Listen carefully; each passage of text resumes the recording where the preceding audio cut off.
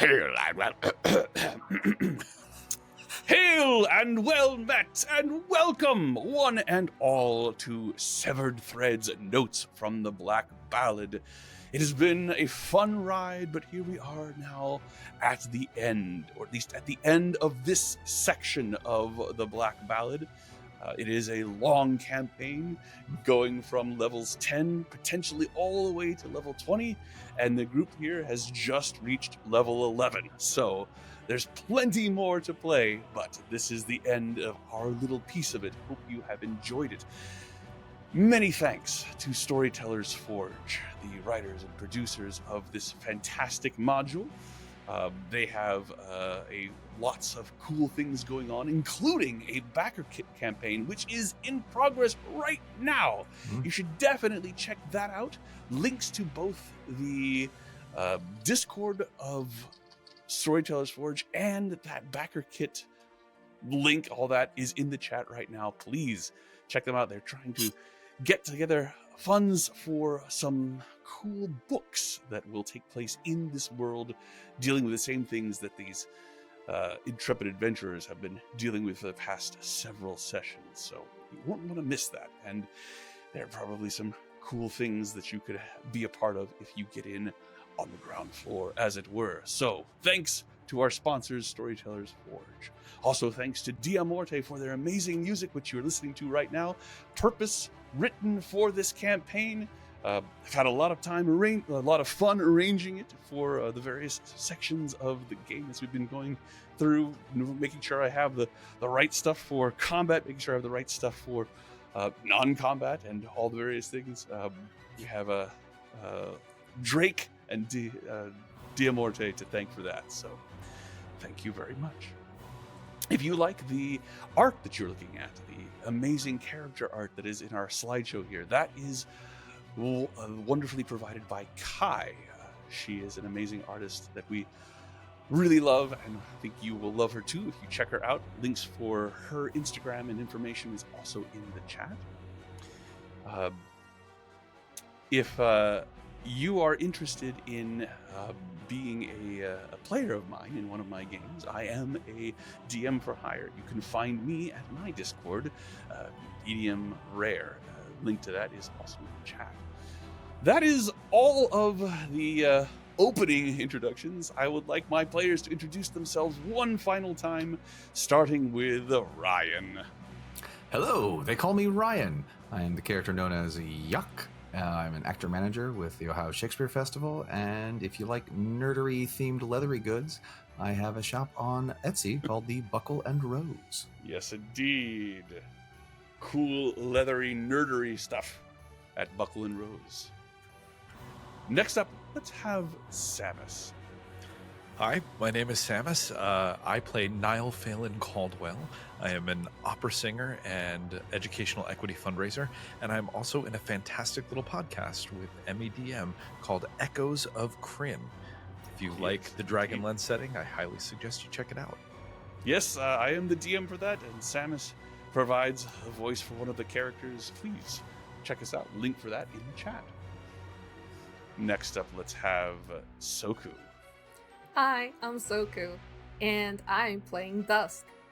I work on video games such as World of Tanks. I enjoy playing video games such as World of Tanks and World of Warcraft, and probably a lot of other World of somethings. There's many, many good games out there, and I'm probably playing them.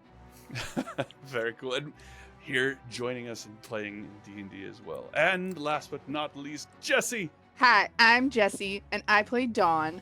I am an accountant, and so I do a lot of the quick math for when I'm playing D&D with my friends. And it's an amazing superpower. And yeah, it's great.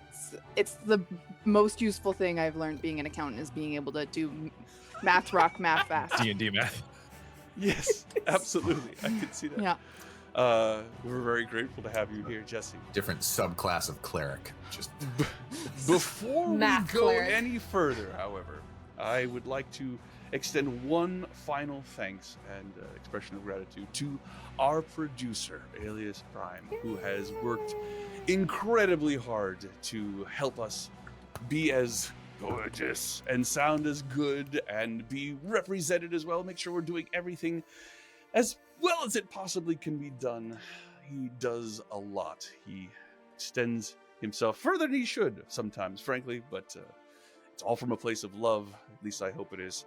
But we love him We all back hope so. regardless. Thank you very much, Alias, for all that you do. And, well, we hope you don't kill us. That's your job. I think that is everything to say. And so, without any further ado, I think I shall say, my friends, it is time. I extend my hand, inviting you to step with me into fantasy. Release your hold on that which you know to be true, and let imagination rule for the next few hours. Last time, our adventurers, fresh from having lost track of their quarry, the individuals who fell from the sky, crushing their friend Corcoran Pebblemoss, a strange, crazed woman with blood-caked hair and weapons still embedded in her body, and chains that magically extended out from her gauntlets. She and her enemy, apparently, a individual wearing very ornate leather armor with tousled blonde hair, the two of them in a lover's or death's grip embrace, crashing down into Noxvillar and crushing Corcoran Pebblemoss. The group gave chase to them along with the Nixian guard, but unfortunately lost them in the crowd. They were brought before the godless monarchy, and the sovereign, Ashlyn, asked to give their account as to what had happened. They did, and once again made themselves known to the godless monarchy, and as they were leaving, were approached by some individuals who said that more information was needed, and that if they were looking for something to do on behalf of this faction of warriors or workers or perhaps even rangers or spies even, they agreed to go back out into the Ashen Fields to see what they could find out about Kelsier and Janos, these two strange people who had fallen from the sky and seemed to represent two warring factions that are beginning to enter into the Sunless Crossing en masse, and creating encampments on either side of Noxvillar as they build their forces more and more as the souls of the slain warriors cross over into this demiplane, limbo, and afterlife. Unfortunately, on their way to gather more information, they were accosted by a fey creature who was apparently one of the accursed guard, one of these factions that had come with Kelsier, the strange blood-haired woman that they had chased earlier. Yanthazel was her name, a fey creature who had some history with Yak. After a fight, out of sheer spite it would seem, Yanthazel, on the verge of being defeated, snuffed out the life of Windtear. She was turned into a pile of ash. And while it seems that in times up to this point, creatures killed in such a way, souls destroyed in such a way, would return within 24 hours, there is some question as to whether or not that is still the truth. And so, here in the Ashen Fields, near the ashes of their fallen comrade, the party comes to grips with the fact that they are no longer in the presence of their paladin. My friends, what do you do? Yak, having previously flown in and landed on the spot where Wynn started to dust, he has sort of scattered the remains of both his friend, his dearest friend, and his most hated foe. And I'm scrambling to pick up the dust and try to put it into a pouch.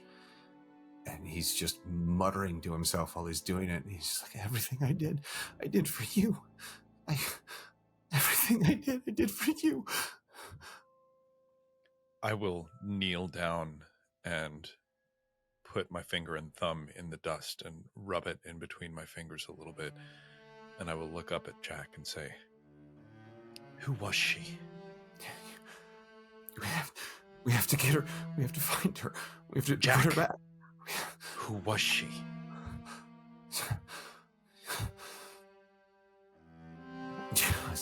Nothing. She's dead now, and it doesn't matter. All that matters now is that Wynn is gone. Now help me. Dawn is helping Jack furiously, and she's also muttering under her breath. She's like, no, not again, not again. Not another one. I'm supposed to help you. He just got you answers. And I'm just doing everything I can to help Jack with try to collect as much dust as we can. And But it's ash. So unfortunately, as you pick it up, it does continuously deteriorate in your hands. I The lock eyes. large greatsword, the Nixian blade greatsword, and the shackle guard shield is all that remains physically of Wynn. I look at Jack and I lock eyes with him and I say, you do realize this is your fault. at that, Dawn immediately stops. No. It's not. And forcing him to regret something that is not his fault I is hold my not finger fair. up and I put it right in your face, and I don't break eye contact from Jack. You abdicated a throne. Ran from your responsibilities. Ran from her. And she came and destroyed her. You are the reason she's dead. I will force myself in between these two. What he did in the past, while it might be regrettable, is not something that would have led to this, and we could have not in any way predicted this. Oh, bite my ass, you sentient menstrual cramp. This is his fault. Niall, I get it. You're mad. You're scared. But attacking us isn't going to make you feel better. And making him feel worse about losing his closest friend isn't going to make anybody feel better. We don't even know who the fuck he is. Do we know? You were a wolf 3 days ago, like before we came here. We don't know who you are either. And yet we're still together. We still need to trust you. We all have histories before we met. It doesn't matter. What matters is what we've done together. And he had no way of stopping that. How would he know that this person would find him when we're in a place where we're already dead? What the fuck, Niall? And I'm going to grab Jack. And I'm going to be like, Jack, don't listen to him. He's right. No, he's not. No, he's right. Look, I died here just a little while ago. She'll come back. We just have to figure out what's happening to the people, where they are. Where maybe she's with Corcoran. That's the whole thing about this place, is that you don't die, you come back. You keep coming back. He looks pleadingly into your eyes, Dawn, knowing that you know a little more about just what it is to bring people back again.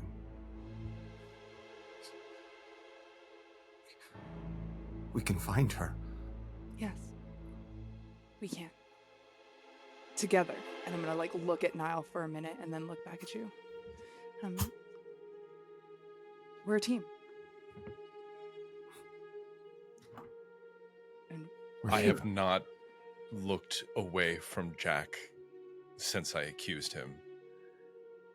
I want to know who you are. And I want to know what you did that brought her here. I'm not taking another step with any of you until you tell me. You don't have to take another step with us. We let you come with us because we thought that we could have trusted one another.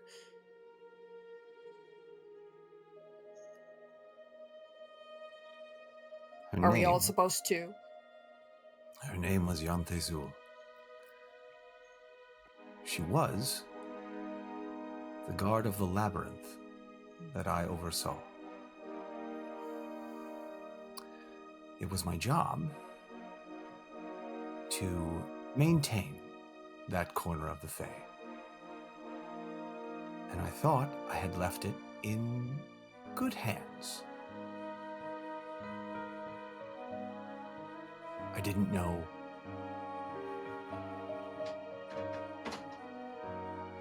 I should have assumed she would come looking for me.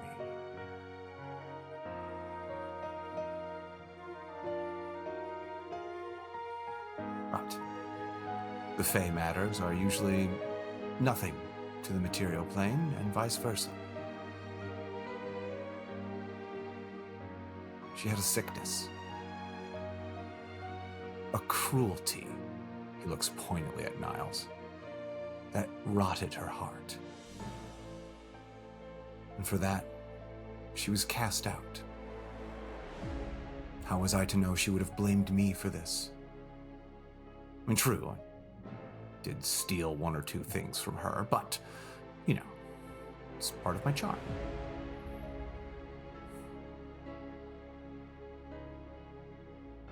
Looks back at Dawn. We're going to fix this. Yeah. Because we're heroes. Yes. And that's what we do. Yes. And I know that you're going to feel regret about what happened here. Use that to help drive you towards finding her. Use it. Don't let it weaken you. Of Move course forward. not. Of course. What? We can do this, and we're here for each other. We can do this. Let's go back to where we were when I died. It'll be an easy, close place for her to find. It was one of the places we were supposed to go for answers anyway. Right. Answers then. Answers. We have 24 hours till she'll come back anyway. Right. So we have some time. We have some then. time. She'll think about how much shit she'll give us if we waste all that time not doing what we've promised somebody to do. So Is that a suitable enough answer, you bourgeoisie puffed up baker bitch? I take a knee to the ground and I look at the spot where her ash gathered. And a tear falls from my eye. And I get very stiff. And I take a fist and I pound it into the ground where she died. And I bring my gaze to meet yours again. And then I wordlessly get up and start walking towards the junction. All right. Who wants to carry her things? I will help. I can't. yeah, I'll grab the shield. and I'll grab the sword. Thank you.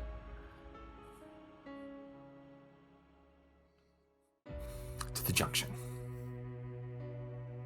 To the junction. On our way there, maybe you can tell us some stories that you think she would truly regret us knowing. Oh, so you mean all my stories? Yeah, of course. Happy to. All right. As you travel towards the junctions, little less than a day's journey by foot away from Noxolar. It's a far cry from what you saw before. As I described before, there's souls everywhere, some in groups being shepherded by Ashen shepherds, some just by themselves, sort of wandering around lost looking.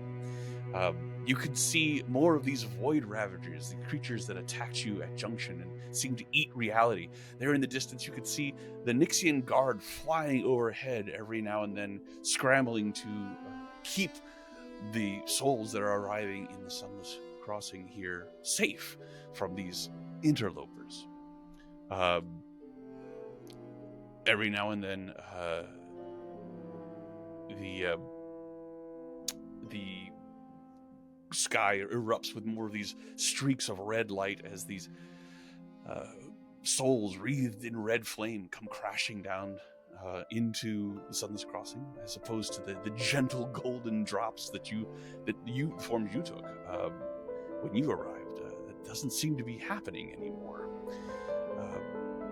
And occasionally, as these individuals arrive, they no sooner take stock of where they are, but they begin to fight furiously. You see these battle-scarred individuals.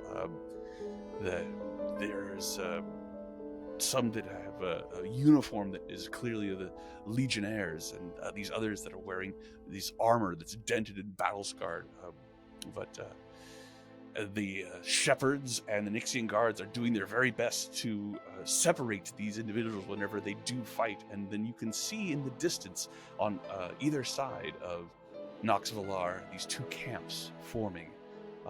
One of the Legionnaires under Janos Alduin, and the other the Accursed Guard under Keldzir. However, you do see the junction in the distance as you make your way towards it. The familiar, enormous inn, 6 stories tall, as opposed to wide, and the streaks of light lighting up the sky around it. There are a large crowd of people around the junction.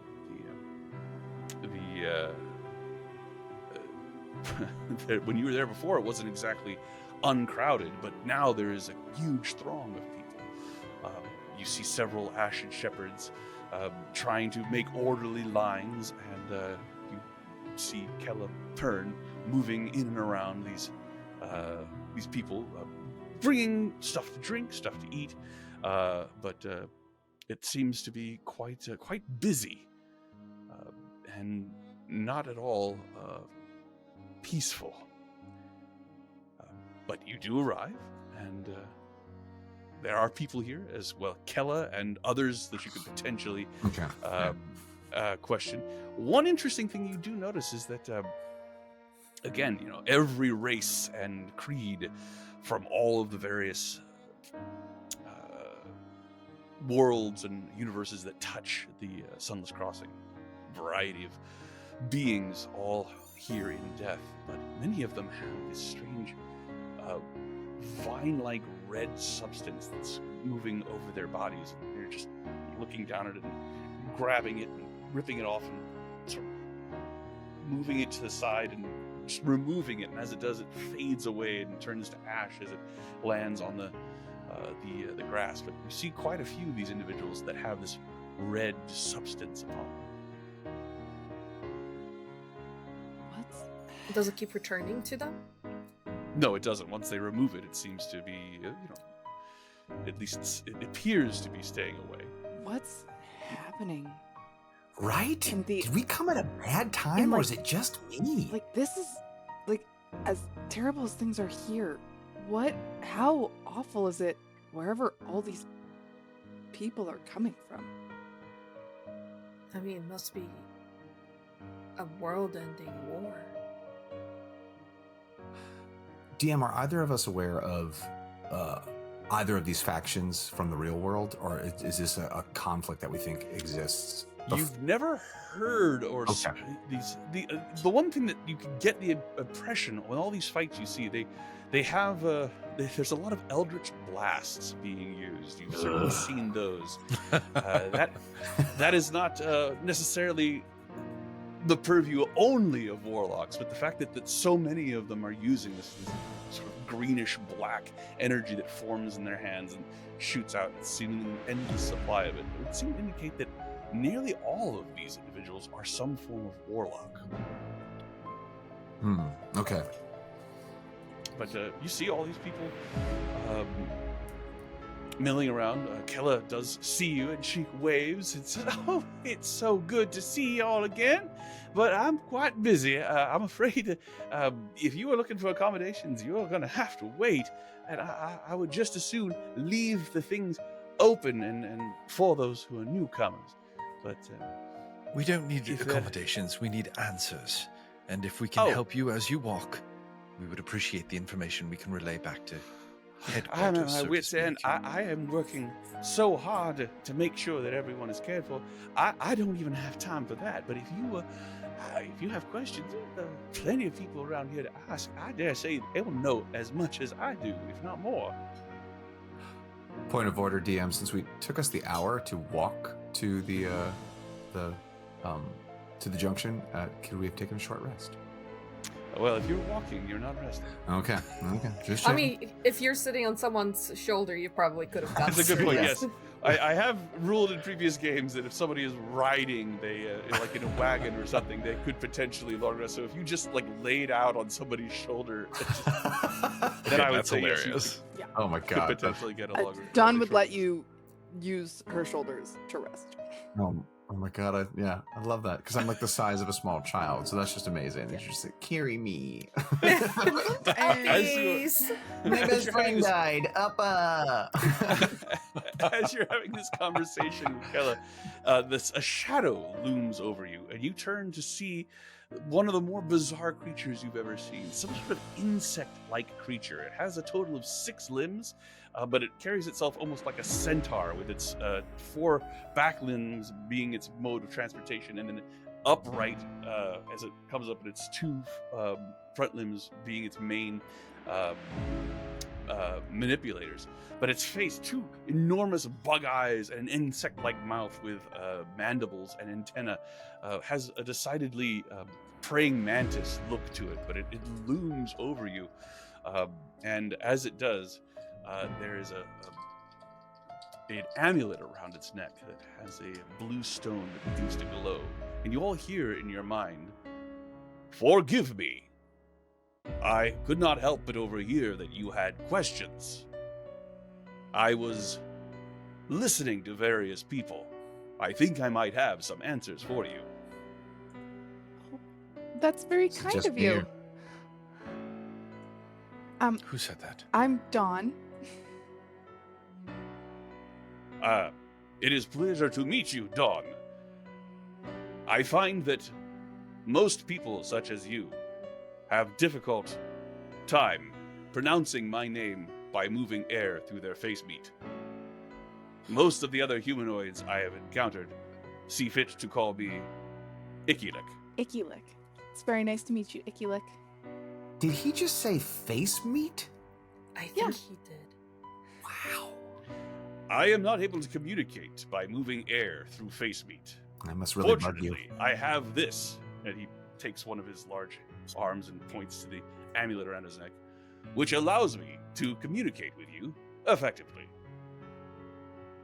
That's very handy. That's great. Thank you very much, Kella. We'll let you get back to it. I think we found somebody Yes, to help thank us. you. And she's gone. Did you need anything? These are my companions, Dusk and Niall and Jack, or Yuck, or Yak. What is it today? What is it in this hour? Q. Q. The ja is silent. How very French of you. Sybil. I am pleased to meet all of you. Is there a question that you have? I am newly arrived, but I have been very observant. Well, these 2 groups that seem to be fighting pretty insistently with each other. Have you heard where they've come from? I have. Both of them hail from a land known as the Shadelands. There is a tremendous war happening there. Okay. It is What is it ruled that- by one known as the Accursed King. The Legionnaires and the Accursed Guard hail from the Shadelands. They served it once, but they are now embroiled in a war with one another. What is the source of this conflict? That is harder to decipher. It has something to do with patrons and warlocks.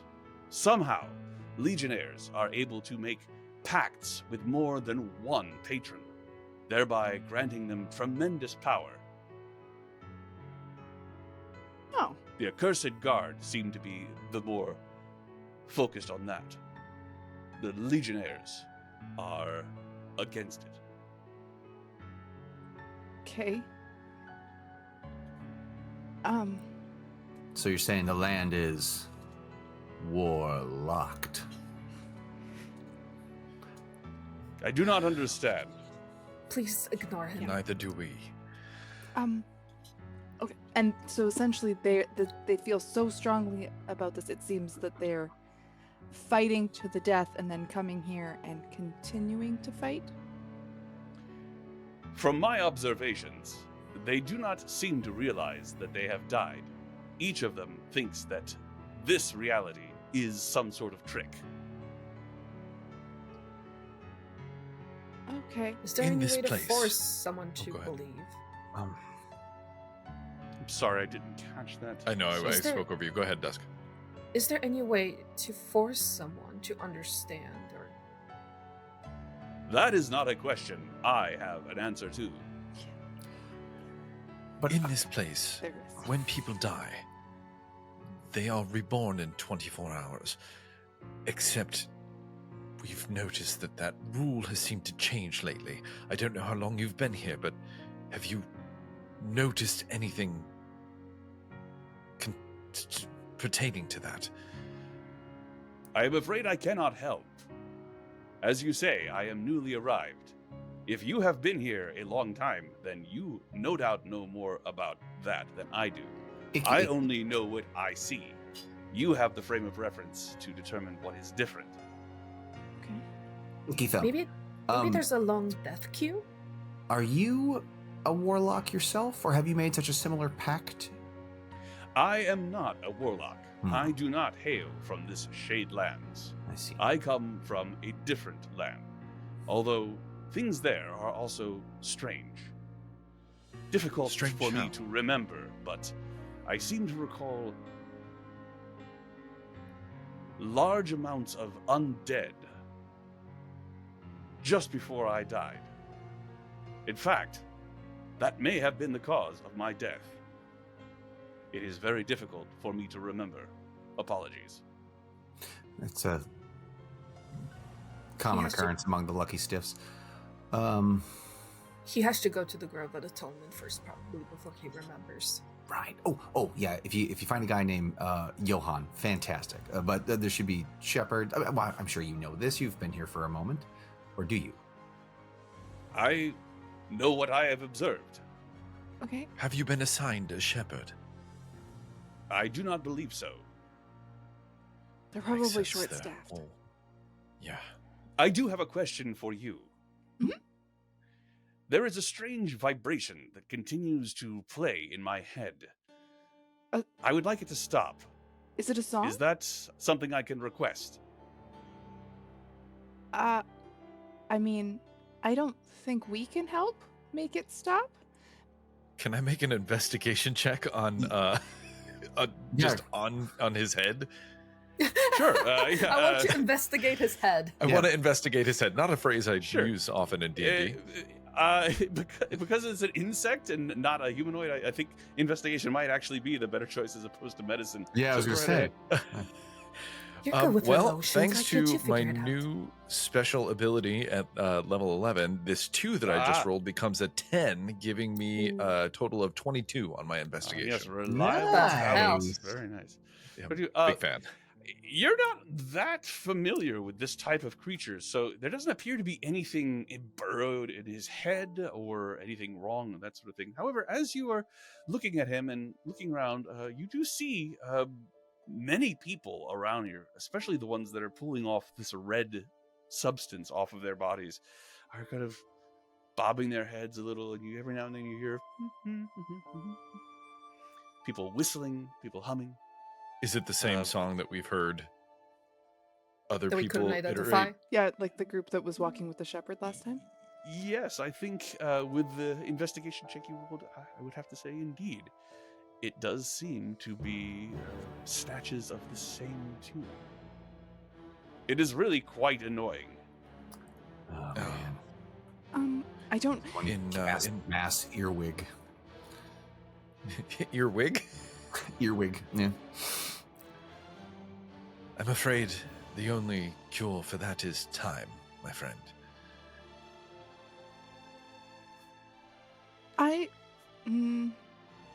Very well. I'm curious where this song is coming from. We don't seem to be humming it. Like, have I noticed any of my friends humming it over the past little bit or anything?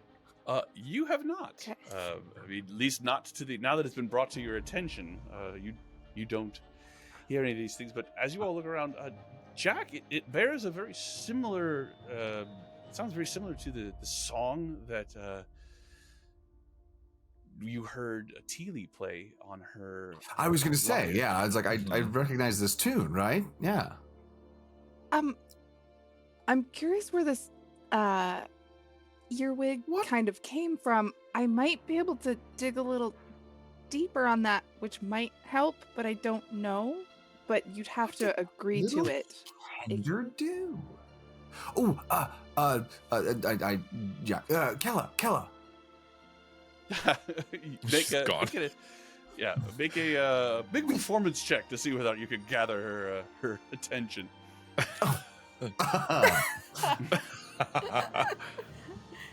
Let's see here. I'll roll a clickety clack. That'll be a so that's a 5 on the die. Oh, good God, that's great. However, with my plus 12 to performance, it's a 17. All right, so what do you do to get her attention? Just chicka. Oh, good. So my screens went crazy for a second there, and I just go. You see me That's like the performance. What's that? That's the performance.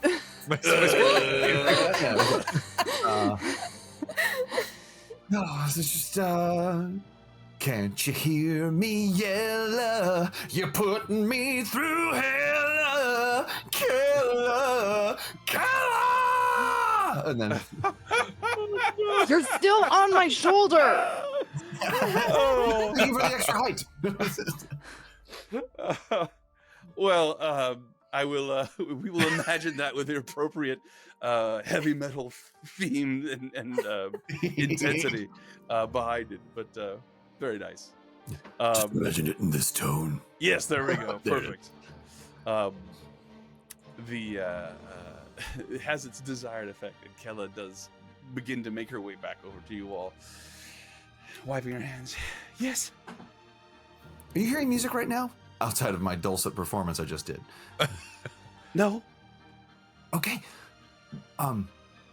Several of the patrons are discussing. There's this tune, this little earwiggy tune that seems to be bugging everyone, and it's from a. I'll go into details later.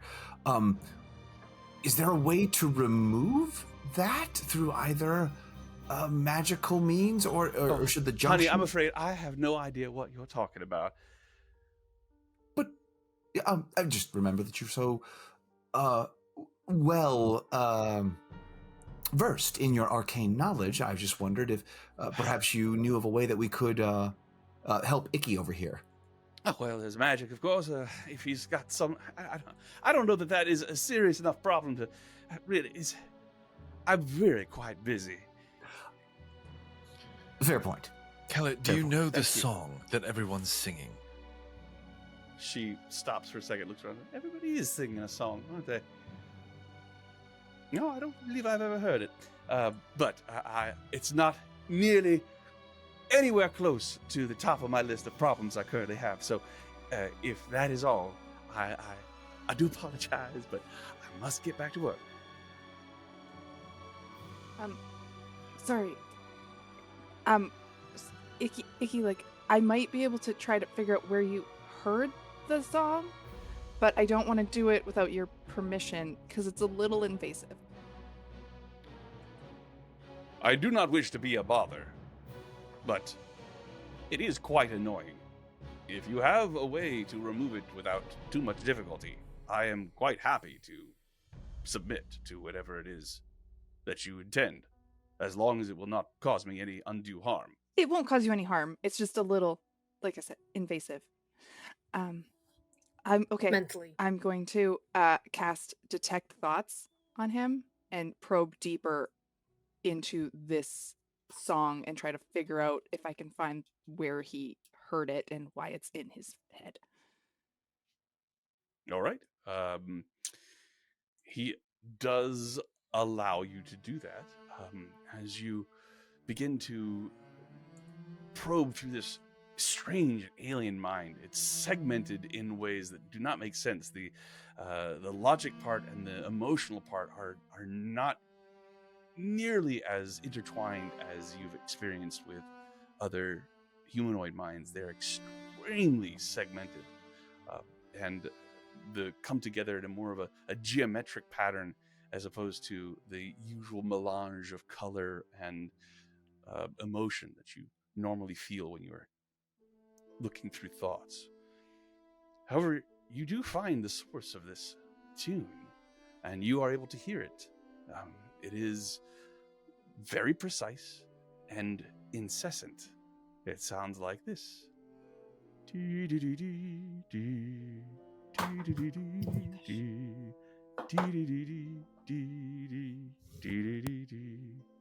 as you hear it, you recognize that this is actually the same song that Yanthizzle said and sang, although it had lyrics to it. So it would seem that it is in the minds of a great many people.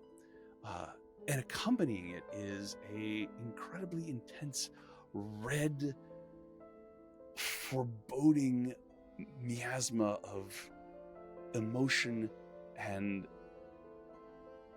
dread. It seems to be where this particular melody is nestled.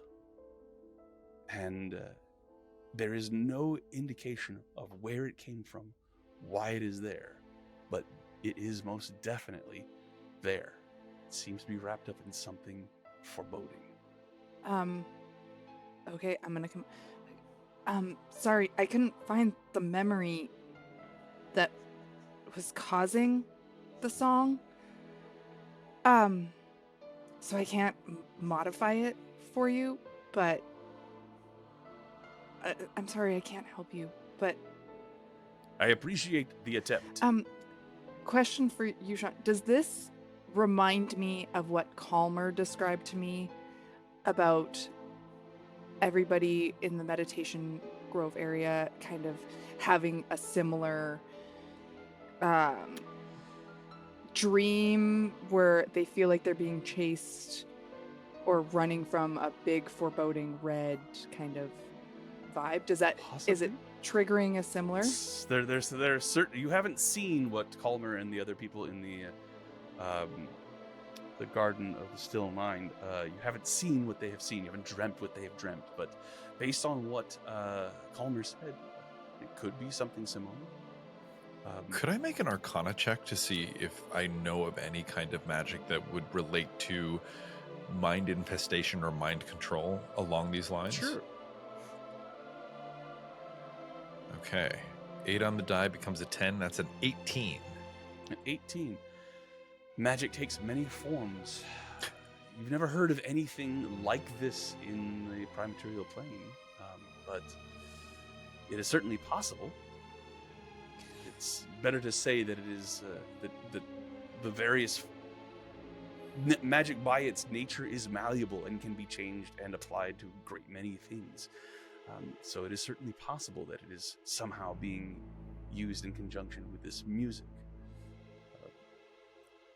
But I have concerns at the number of people who are falling prey to this. It's like it's so tied to an emotion.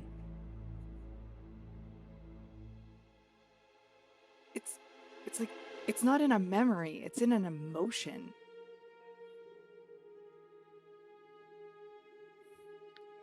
Does anybody have dispel magic? I feel like I would know that. Having traveled with you along. I mean, absolutely. Not It's like, not today. I don't. if it's a spell that can fuck with the DM, I absolutely have it. I'm not surprised. Although I'm not talking to you. I love you, Ryan. I typed an apology to Ryan as a player in 3 different places after Niall came for him. And I haven't read a one of them. I bet. Perfect. I bet. I love it. So Ikilik continues to stand nearby. If you have other questions for him, but there are potentially other people you could speak to. Guys, I guess we need to they wanted us to look into if there's a way we can ease the conflict peacefully. Do you see how I find Convince that them that- highly unlikely. I am While not. while the politics behind this conflict do not necessarily make sense to me, I think it is quite obvious to see that the two sides hate each other with a passion that will not be easily undone. That's kind of the We start with information, Dawn. If you want to throw yourself in the middle of the conflict, rest in peace. Yes. I did not say I want to throw myself in. Calm down, honestly, Niall. And I was saying that if we're looking for information, that's where we should. That's what we were told that was the hope. And so gearing our information searches in that direction might be helpful. Or if we don't think that's possible, what is our plan to find information on how to undercut the two armies so that we can go back and give them a heads up on the way to do that? But I don't think, I wouldn't mind starting with the shepherds.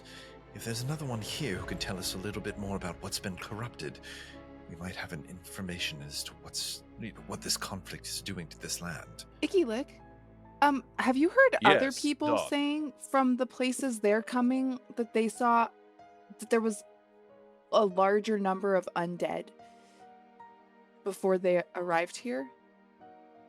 Or was that just your world? I have not heard anyone else speaking of it, but there are certainly people you could ask.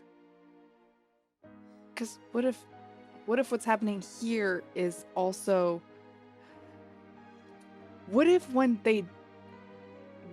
you die here, what if they're showing up somewhere else? I also am wondering if maybe them all dying with the same emotion is maybe overwhelming everything else. The anger, the hatred. Or maybe Yeah. they're all dying from a similar cause. But, what if the people who remember, people are dying elsewhere and coming here, but what if when people are dying here, they're going elsewhere because of whatever's Into other happening? realities? I don't know if there's an extra undead other places, and there's so many people killing each other here with this conflict. Maybe the system's breaking down. I wonder if anyone, maybe one of the shepherds will know what happened when there were other wars. I mean, wars are happening all the time. Right? Do I we feel like see that's any kind other of the bread and shepherds? butter around here. Make a perception check, please. Niall? 22. You do see another shepherd. It seems that these staves that you've seen, they seem to be a badge of office. And you see a woman with platinum blonde hair that is in a braid that it goes almost all the way down to the small of her back. She's dressed a little bit more smartly than Johann was, but while her face is young, there's a wisdom in her eyes. Skin is very pale, and her eyes are a luminous yellow.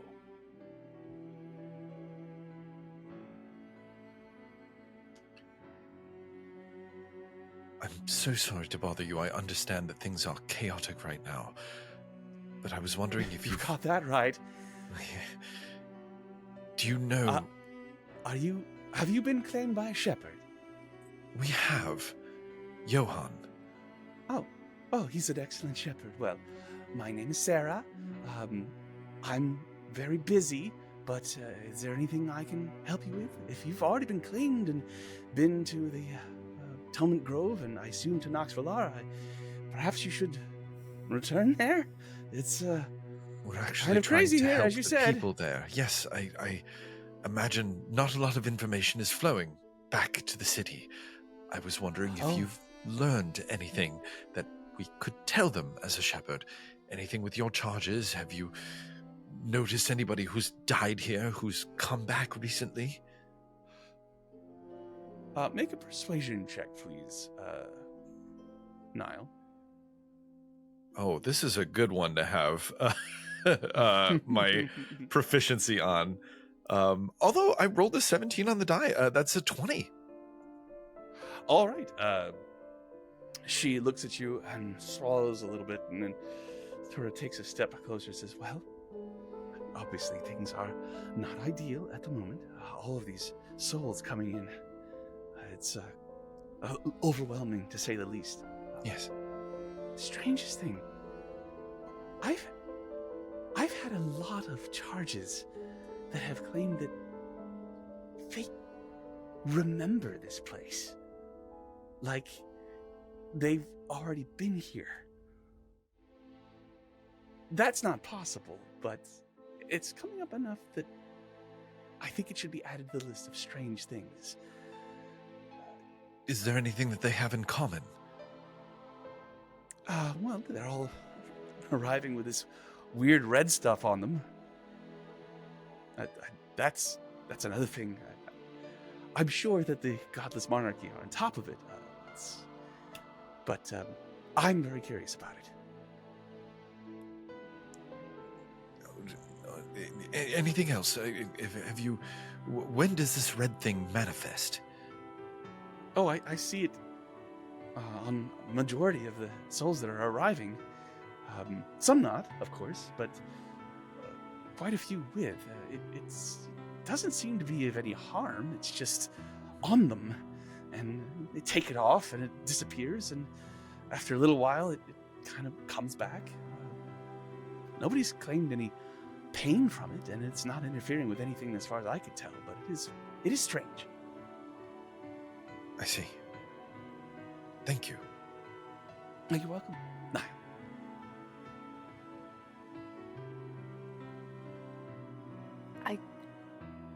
I could potentially try to see a little more information from one of these people with the red on them. I was going to see if I could actually investigate it if before they pull it off. All right.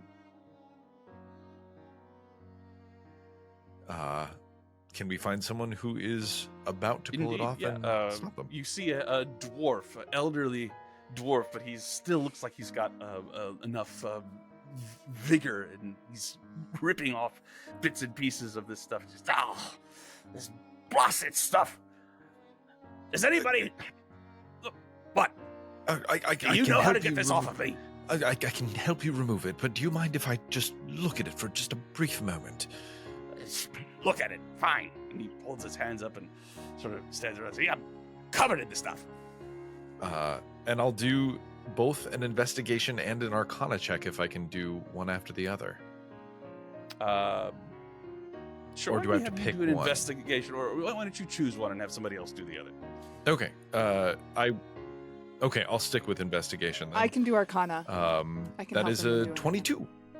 A 22. I rolled terrible. 9. This stuff has an organic look to it. It reminds you a lot of vines that you might see growing in a tropical jungle. But it is it's also somewhat ephemeral. As you touch it, it moves away. You can remove it, but it has a flow to it, almost as like it's in water.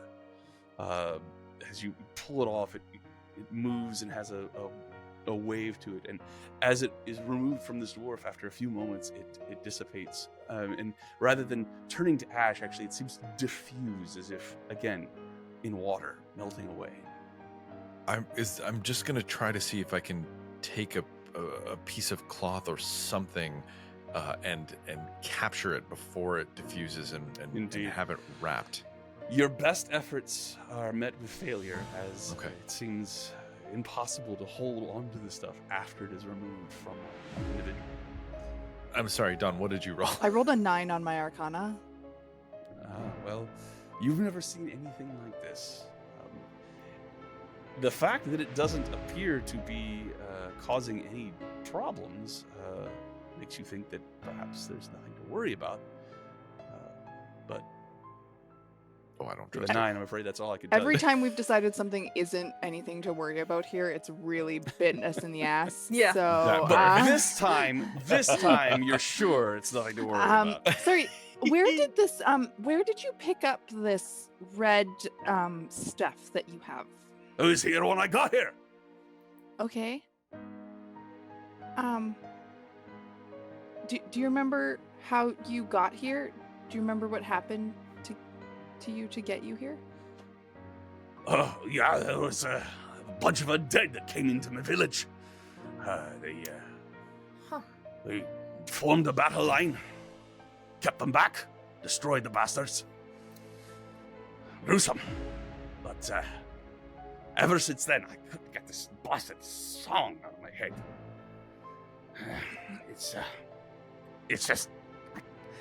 I couldn't find solace in anything. I went to my forge. Every time I hit the hammer, I found I was hitting into the same rhythm of the blasted song. Just over and over and over again. I was drinking. I was trying to sleep. Just couldn't get rid of it. And I find that here I am, and apparently I'm dead. I've got all this crap on me, and I can still hear the bloody song. It's not as bad, though. How'd you die? I don't recall, to be honest. Huh. I'm sorry. I've already looked into. I don't think I can get the song out of your head. I would if I could. Oh. Like I said, it's not as bad here.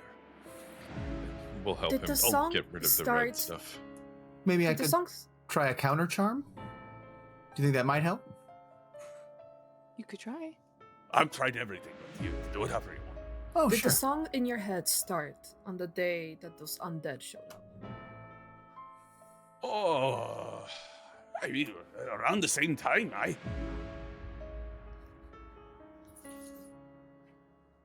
Okay.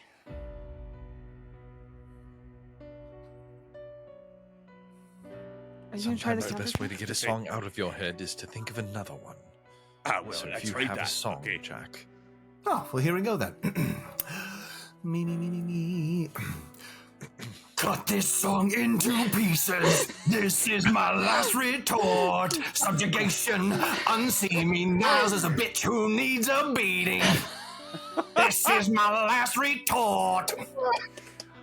All right. Oh my god. I don't disagree. Did that work? Even as you were singing this song, you cannot help but there is a little bit of this melody that you've heard over and over again. It's certainly not invading your mind as it appears to be some of these other people that are here at the junction, but it is nevertheless there. You find it creeping into this song somehow. I don't know that I'm gonna try and reproduce it, but it is there. Like as you finish the song, you finish the retort, you play a little lick, and it's and we're expecting to add that, but add it you did. Is that better?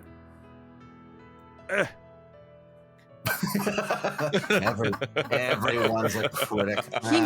He needed that humbling. Thank you. Did you notice though? Did Jack notice that he played that lick at the end of it? I leave it to Jack, but you all certainly noticed. Oh, that the creature that I just played the lick at the end of No, it. you did. You played a lick of at the end of your song. You added the song we're trying to get out of his head. Oh, damn it! It's a really catchy song. That damn Kinder. Ugh. I don't think Can it's I her. think of any situations in which there could have been like mass hysteria or things like that, where people all seemed to share almost like a religious. Well, certainly there are. I'll let you make a history check, but mass hysteria is something that has infected people through numerous societies throughout history. Across the millennia. But like, I feel like there's. Okay. 19. A 19.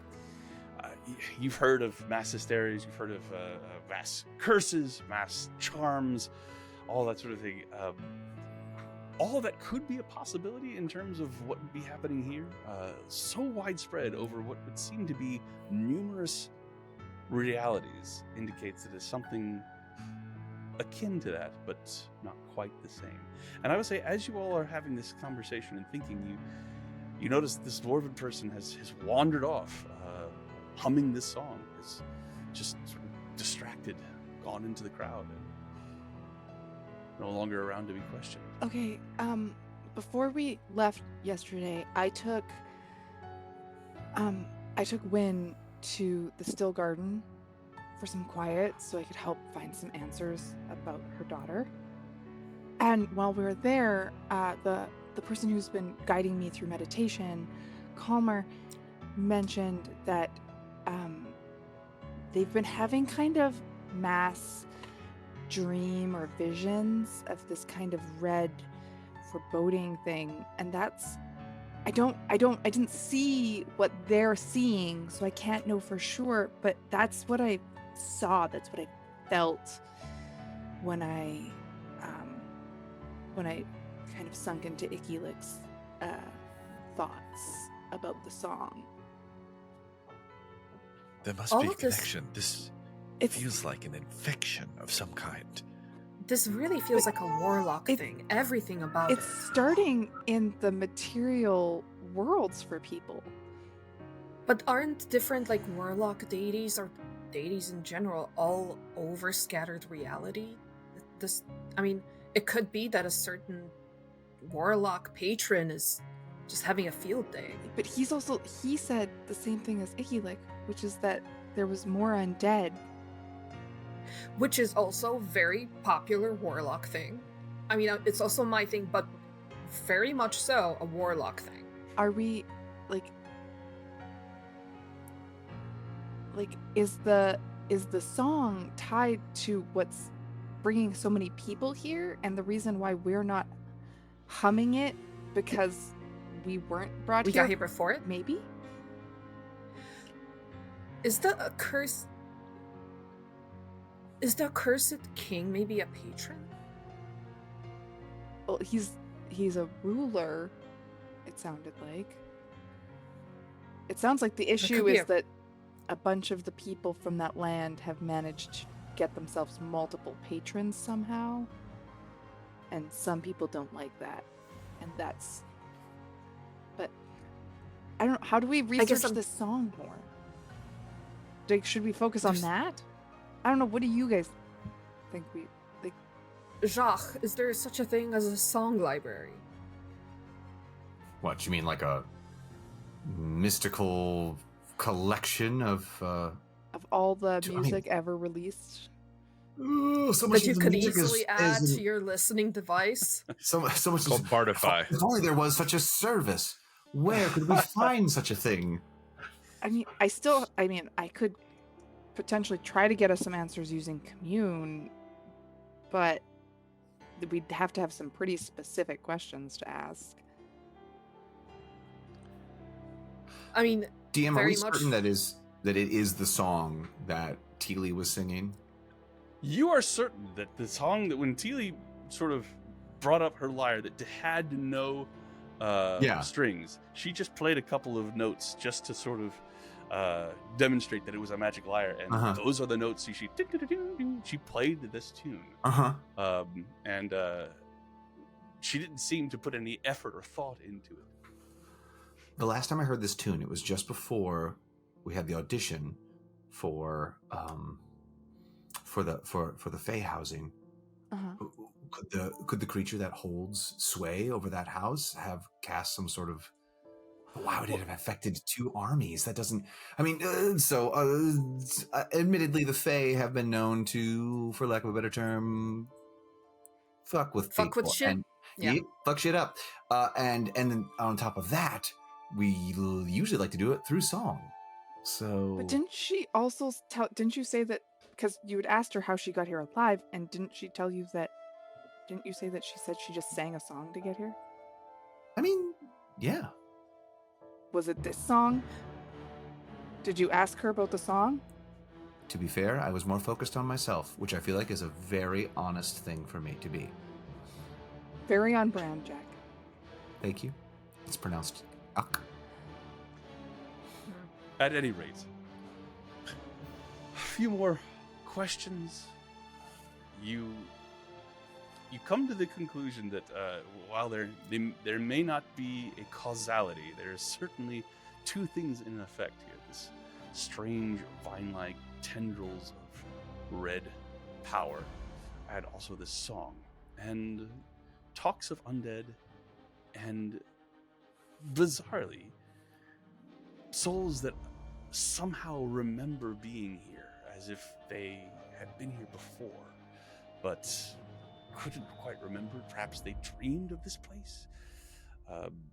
Fewer of those, but there definitely is something going on as far as that is concerned as well.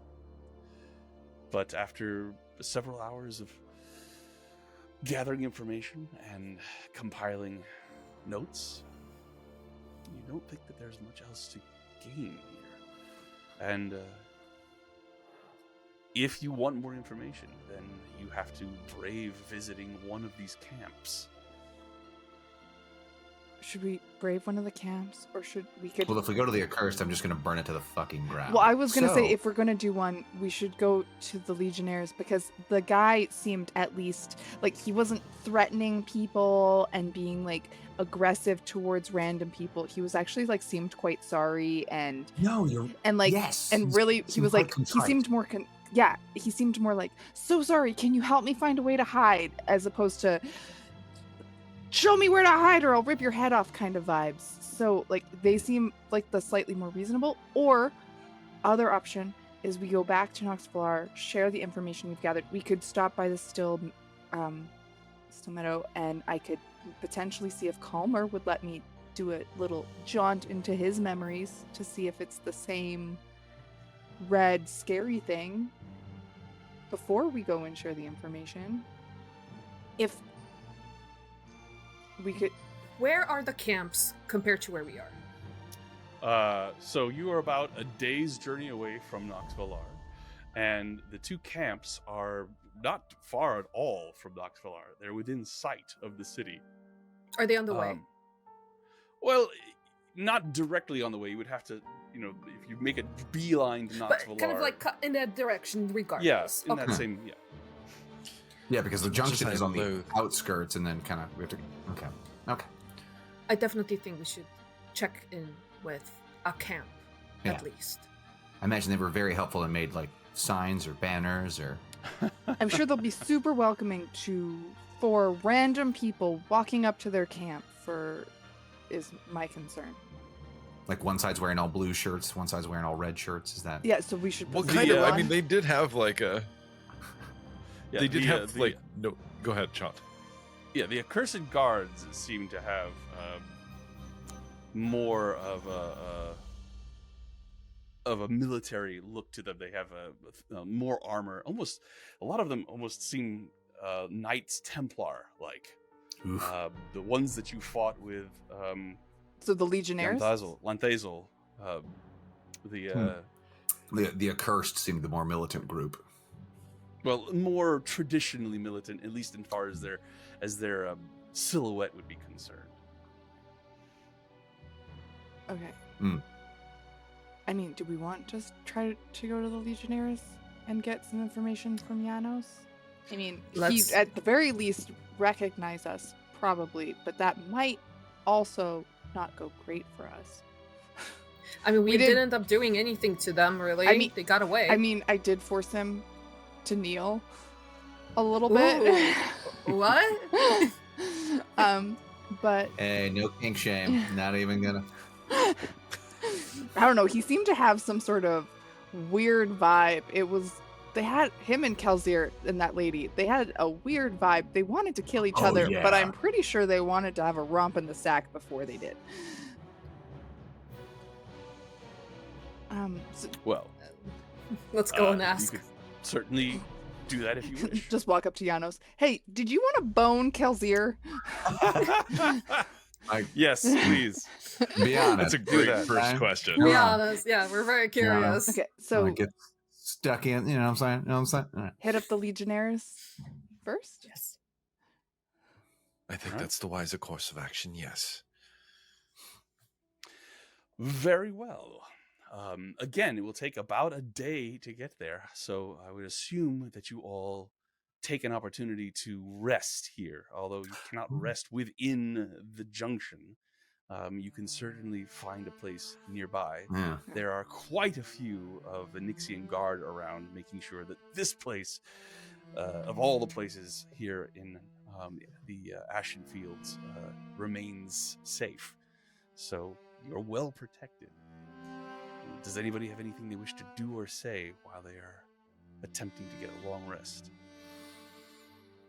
I imagine Jack and Niall are at like opposite corners of the the patch of Like every now and then one discordant.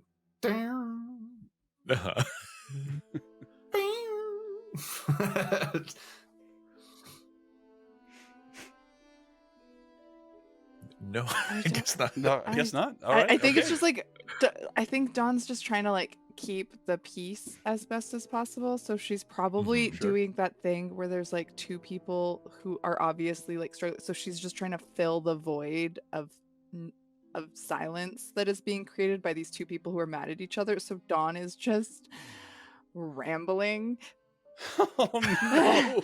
Just nonstop, just uncomfortably like, oh, this will make it better. If eventually I'll just say something that will bring the group back together. So I'm just gonna uncomfortably talk about stuff that random things, just like stories. The most cringy just of all super cringes. cringe. Oh my God. Just Love trying to make everybody feel more comfortable and failing so bad at it because she's not Right. used to like actual internal conflict with this group. Right. And so she's right. just like, I'm gonna Lots of awkward fix it. laugh moment. Love it. Yeah. Dawn, Oh. Dawn, Yeah, you're doing that thing again. what thing? Whenever you are stressed, you don't shut up. Am I talking a lot? Yes. Okay. I know it's been a while. I used to comfort myself by scratching Niall's ear. And I think I wouldn't- think he'd stab me if I tried it. Yeah, I wouldn't do that. After that, I would You could probably shut up. scratch Jack's ear. All right. So go ahead and mark off a long rest, everybody, please. So, Dusk, since you're in the make your own friends business, if we were to deal with an undead situation, would you have sway over that?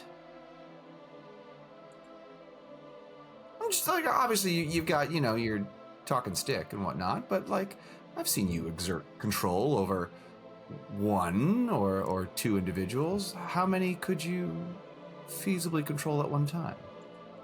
So I can at most control my... Oh my gosh, where's my proficiency going? Oh, 4. Oh, good. So if I kill Niles, that means you have No. 2 more. What? No, what? What? No. Do you want me to start talking again? Oh, God, no. No. No, I'm sorry. I'll just go to sleep. Look, I'm not even exactly sure how that works here, because I technically do need a humanoid corpse, but those don't tend to be very feasible here. Oh, wait. And then are we Are we undead? still technically Oh, God. If I can't make you into a corpse, then I guess so. I mean, You haven't seen any corpses since you've been here. because they all turned to dust. Indeed. Yeah, But- this skill of mine is That The only corpse you see is the one that is hanging out on top of the Staff of Dread, currently just scratching his head No, but because absent-mindedly. that Jan. because Johan is a skeleton, and Yep. and that guy's. But that Jan lady person, I wasn't able to like connect with her. I wasn't able to have a heart-to-heart connection with her, and that usually only doesn't work with undead and like machinery. So she was undead, I think. Okay. Does that mean we're undead? Have you been able to connect with anyone since we've been I here? haven't tried. Don't do it to me. You actually have. You tried on Nile and failed. I did that's a different one. That's the Well, that's not fair That's- because Niall's dead inside. that was my Oh, I got you. I see a empathic different ability. awareness. Okay. I'm talking about my bond of empathy, which is like a heart. One is mind, a little more mind emotion and emotions. One, the other one is more less. Got it. I mean, I could try that.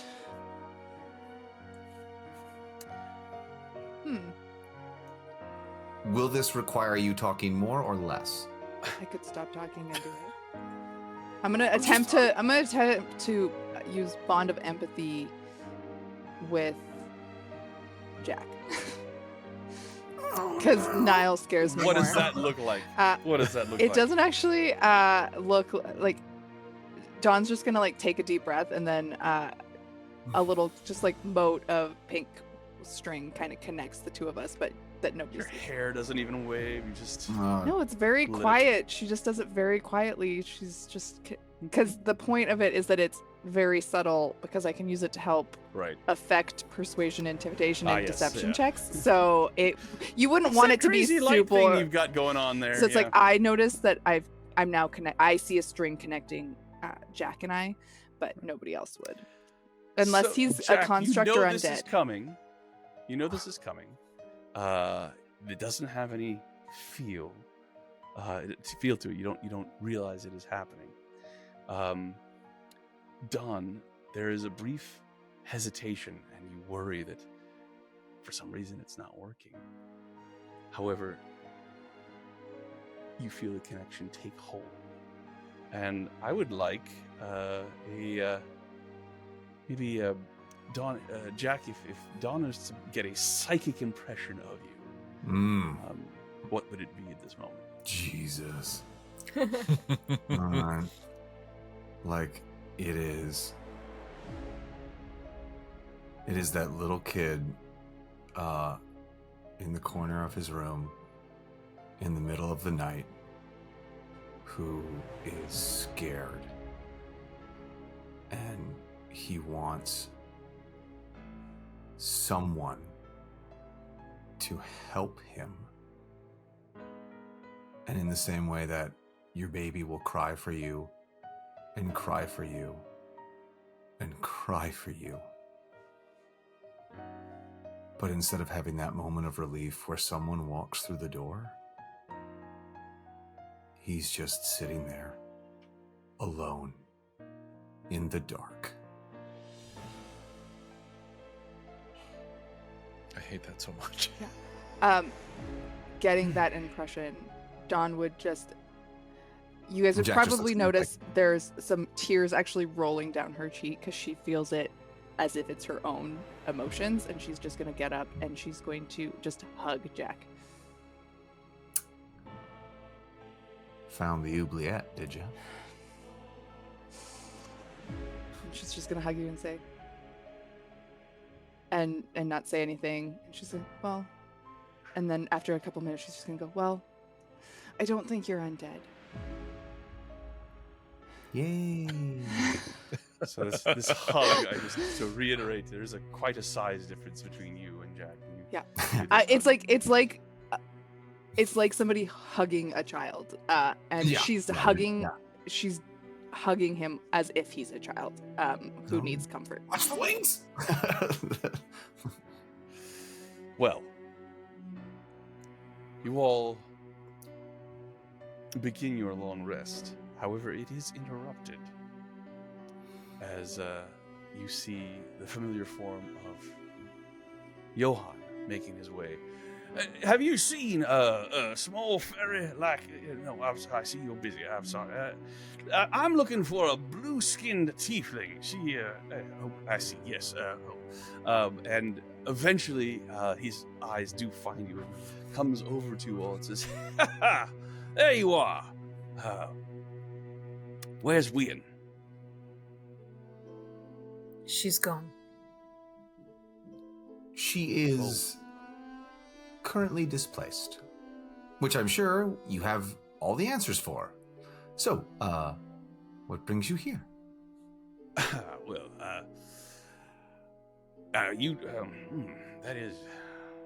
that's terrible news.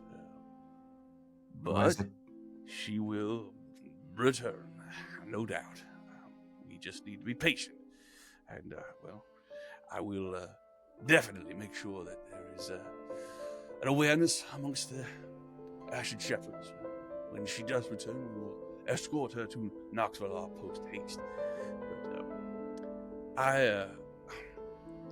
But it's not as good news, I suppose, now as it was, but I do have good news. You are aware that the Feast of the Shepherd is upon us. Right. Corcoran was inviting us before the unfortunate incident. Right. Yeah.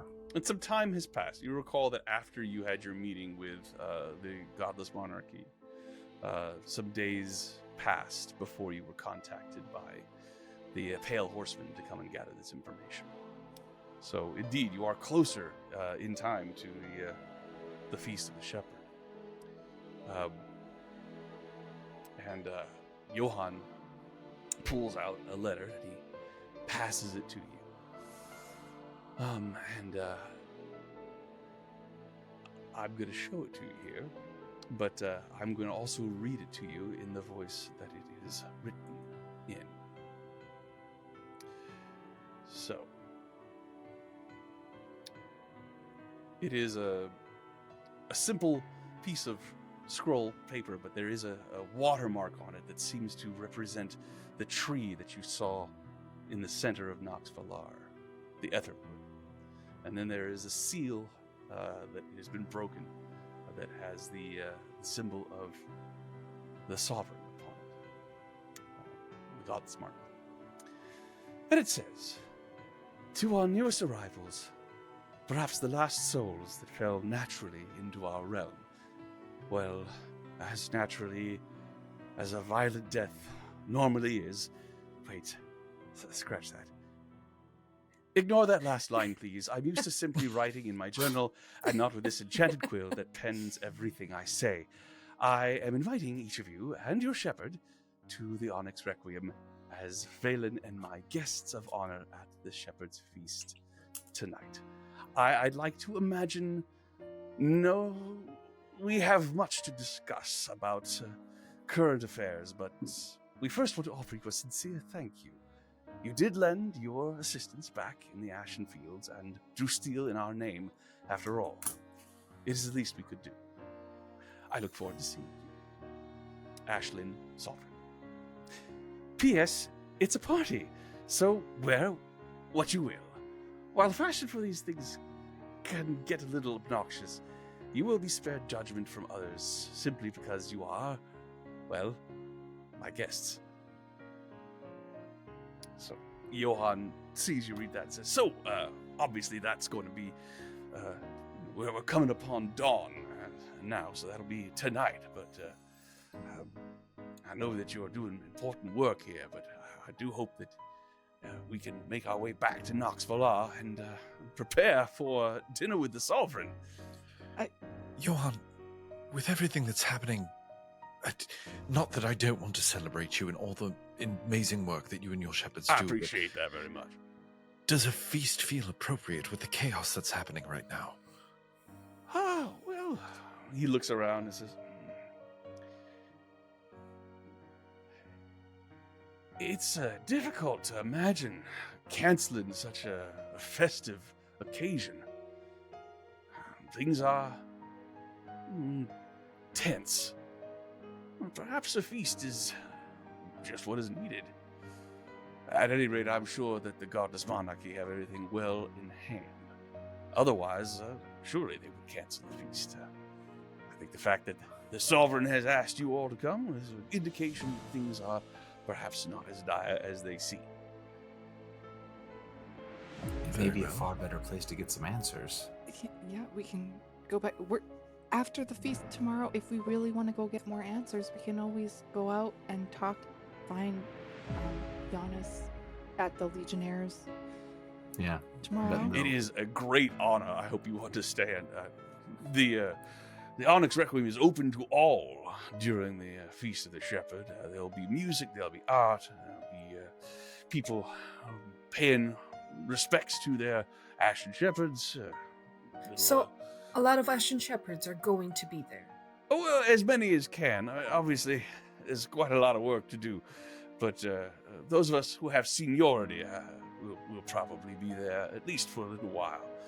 But the fact that you all have been invited,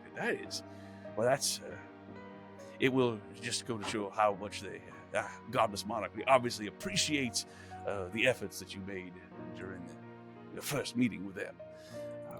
And I It imagine could also be a very good place to ask other Ashen Shepherds as to what they've been seeing. Oh yes, of course. I'm happy to say that there has been an extension of, I suppose credit would be the best term, but it really is more of a barter system. But there are several clothiers in Noxalar that are aware that you are special guests of the godless monarchy, and as such are quite excited to adorn you so that you can be seen wearing their product. Okay, and it would be important to note that she specifically said that we're the last souls to have fell naturally into this world, so they obviously understand that something, maybe a little more, Changed. Mm-hmm. Well caught. Or maybe they have questions for you as well. At any rate, I am looking forward to buying a new hat. Don't forget to transfer your feather. Mm-hmm. Oh no, of course. I'll treasure that feather for all time. Now you look concerned. It'll be all right. I'll always son. look concerned. I assure you. Since he's been here, we've already figured out his facial traits. I mean, he looked pretty concerned as a wolf, too. That's true. I'll take He your word already for it. was Let me having. give you the gamut Well- of his emotion. This is Miles upset. Niles happy. Niles perplexed. Guys, we literally just kind of found, don't make me cast calm emotions. Sorry, I Johan, can't keep character. Are you walking back to Noxalar with us? Yes. I will escort us back. Shall I summon some You all horses? look tired, and well, we should rest. Hopefully, there's no more tornadoes. Oh, God. No more tornadoes. I guarantee that our trip will be uneventful. Or woe But nados. rest now. You all look like you could use it, and my goodness, it's always a shock to lose a companion, especially two But she'll be in so back. short a time. She'll be But back. She will be back. They always come back. They always So- come back. Rest well, and that will be where we take our break, I Ooh. think, friends, as we are moving into the next part of tonight's session. So it'll be a 5-minute break. Before we do, I want to make sure that you all know that there is a giveaway, 2 giveaways going on. If you go to the Discord channel for Storytellers Forge right now and type in the name of this stream, Severed Threads, then you will be entered into a giveaway to receive some cool stuff from Storytellers Forge. And if you go to my Discord right now and mention the stream, Severed Threads, in the chat, then you will be entered into a giveaway to earn some dice. But more important than both of those things, please check out the backer kit campaign that is going on right now for Storyteller's Forge. They have a series of books called Chronicles of the Crossing that they are looking for supporters for. It is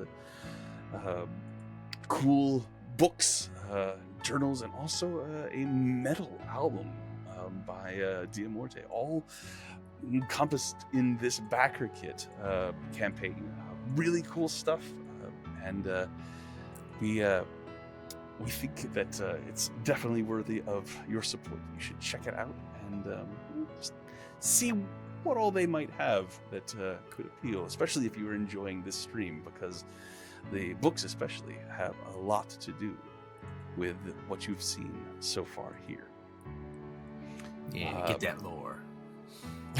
Indeed. At any rate, we'll be back here in 5. See you then.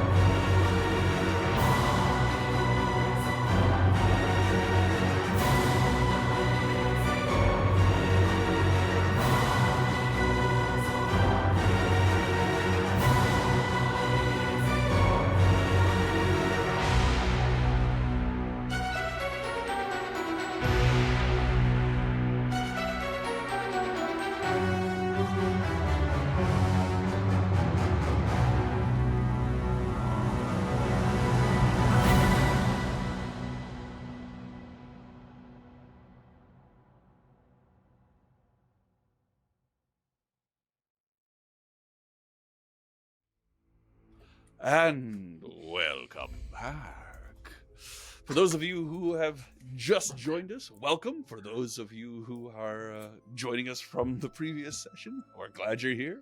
This is the final session of this glimpse into this amazing module known as the Black Ballad. Is that Atlas?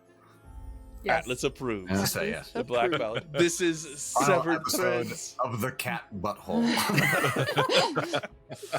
This is Severed Threads notes from the Black Ballad. And yes, this is our final session.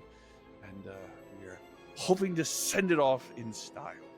Speaking of style, if you would like to win something from Storytellers Forge, the amazing writers and producers of this module, then please go to their Discord immediately and type the name Severed Threads into their chat. You can find that link in the chat here right now, and they will put you in a drawing to win some cool stuff from them. If you like dice, and oh, do we have a treat for you, you can go to my Discord and put in the name Severed Threads and be entered into a drawing to win some dice. But not just any dice, some amazing labradite dice that have been generously donated to us to give away by the amazing Soku. They are from your wizard, and behold their beauty. If you want these, then go to my Discord right now and type Severed Threads, and maybe you'll win them. Can you give us a Hugo Behold on that one, Sean? And behold! The dice of dusk! Love it. Love it. So, Every time you roll, I you would- make that sound. Oh my god, if you roll natural 20, that just yells, behold. behold! The natural 20! Cower in fear, DM! Oh my god, that'd be so amazing. Also, big thank you to Diamorte, who's got the music that you're listening to right now. Big thank you to Kai, who's done their character art. I think that is all to say at this moment. Other than the backer kit campaign that's going on right now for Storytellers Forge. You should definitely check that out. Chronicles of the Crossing, books, journal, music, all having to do with the setting here in the Sunless Crossing, Knoxville, Ashen Fields, and so on. Definitely check out that backer kit, support, and get some cool stuff. Now, I think there's nothing else to say, so let us continue. Adventurers, fresh on from the grief of having lost Wynn to a strange fey creature known as Yanthezel, would to the junction to hopefully get some information, get some answers about the strange things that are happening here in the Sunless Crossing. They spoke to a bizarre insect-like creature named Ikilik, who told them some of the things that he had been listening to or observing. Apparently there are two factions here from a place called the Shadelands, something having to do very strongly with warlocks. The two factions, the Accursed Guard and the Legionnaires.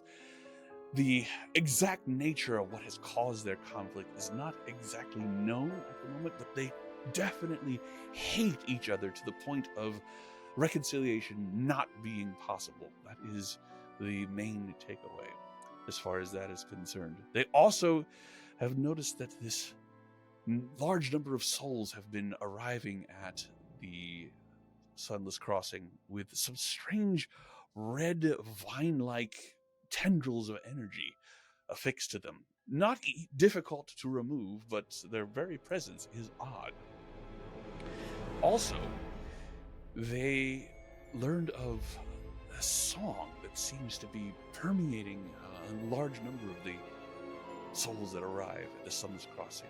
In life, they could hear the song, and it was driving them to distraction beyond endurance, causing them sleepless nights and agitation. But here in the Sunless Crossing, it is still present, just not as virulent, perhaps. They also learned of attacks of large hordes of undead and multiple different realities that are attached to the Shadelands. All of these bits and pieces of information surely point towards something, but what they have yet to discover. Before they were able to spend any more time gathering information, Johann, their Ashen Shepherd, arrived to tell them that they had been invited by none other than Ashlyn, the sovereign of Nox Valar herself, to come to the Onyx Requiem, the center of power for the godless monarchy, and enjoy a feast, a festival known as the Feast of the Shepherd. That is a special opportunity to pay tribute to the Ashen Shepherds that have gathered the wayward souls in the Ashen Fields and brought them to Nox Valar. Great honor. Leaving the junction and traveling with Johann after a long rest, the group arrives back in Nox Valar. The chaos that is unfolding in the Ashen Fields is not very much on display here in Nox Valar. Things are continuing on fairly normally, although every now and then you do catch souls looking up and seeing the streaks of red that are going across the maelstrom in the sky, and large phalanxes of winged gargoyles and Nixian guard streaking across the sky as they attempt to keep as much order and peace as they can, with these two warring factions beginning to set up camps right outside the walls of Nox Valar. However, it is easy to forget that they are there with the prospect of shopping on the horizon. You have, as it were, carte blanche. Please tell me about the clothing and the ways you adorn yourselves to make yourself presentable for this festival at the Onyx Requiem. I think we'll start with Jack. Excellent. So you're gonna see Jack wearing straight up the ballroom David Bowie outfit from the Labyrinth. It is like silver buckled, knee high, black boots, pants so tight you know his religion, and then like this, and then you know, and then he's a like boy. that Calm down. beautiful blue, but it's got the sparkle. Give yourself a moment. Give yourself a moment. You messed up Sean's jaw. You asked me to go first. Remember this, TM. And then No regrets. and then just a gold mask that he'll carry in his hand like this, and then in honor of Johann, he'll have a matching earring, which will have a feather that matches the one that he gave him in his cap. Very nice. So you are able to find clothiers that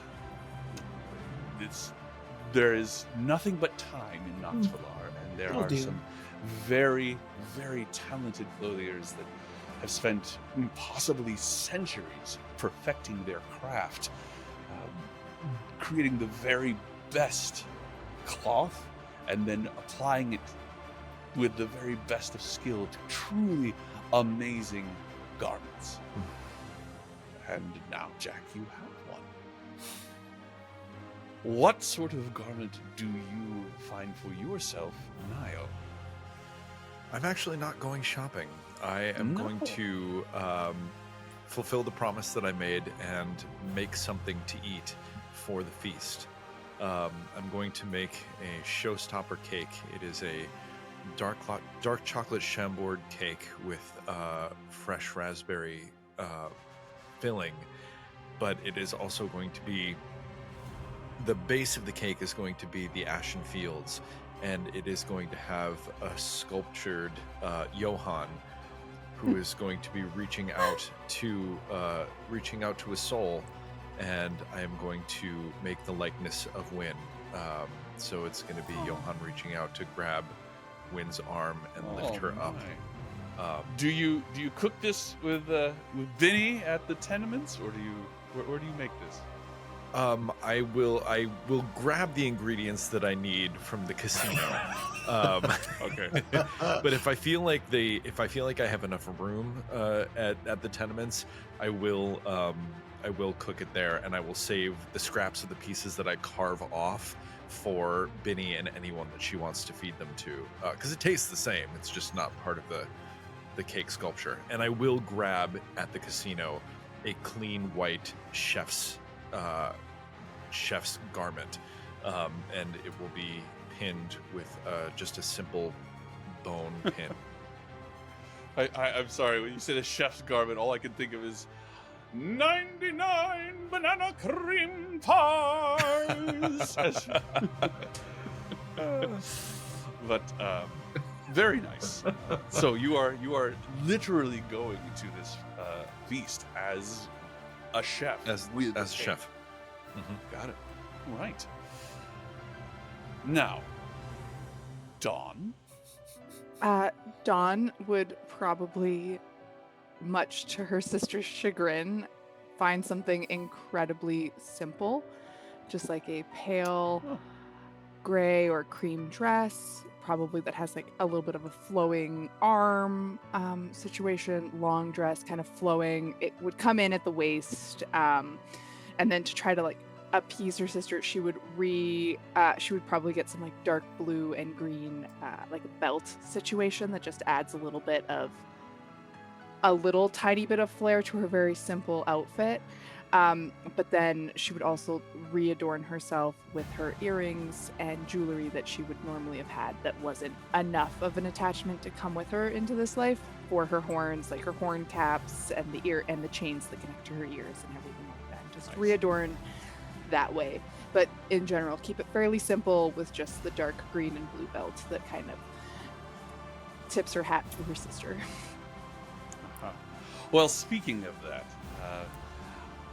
I'm excited to finally be able to reveal some full body art again done by Kai, our amazing character artist.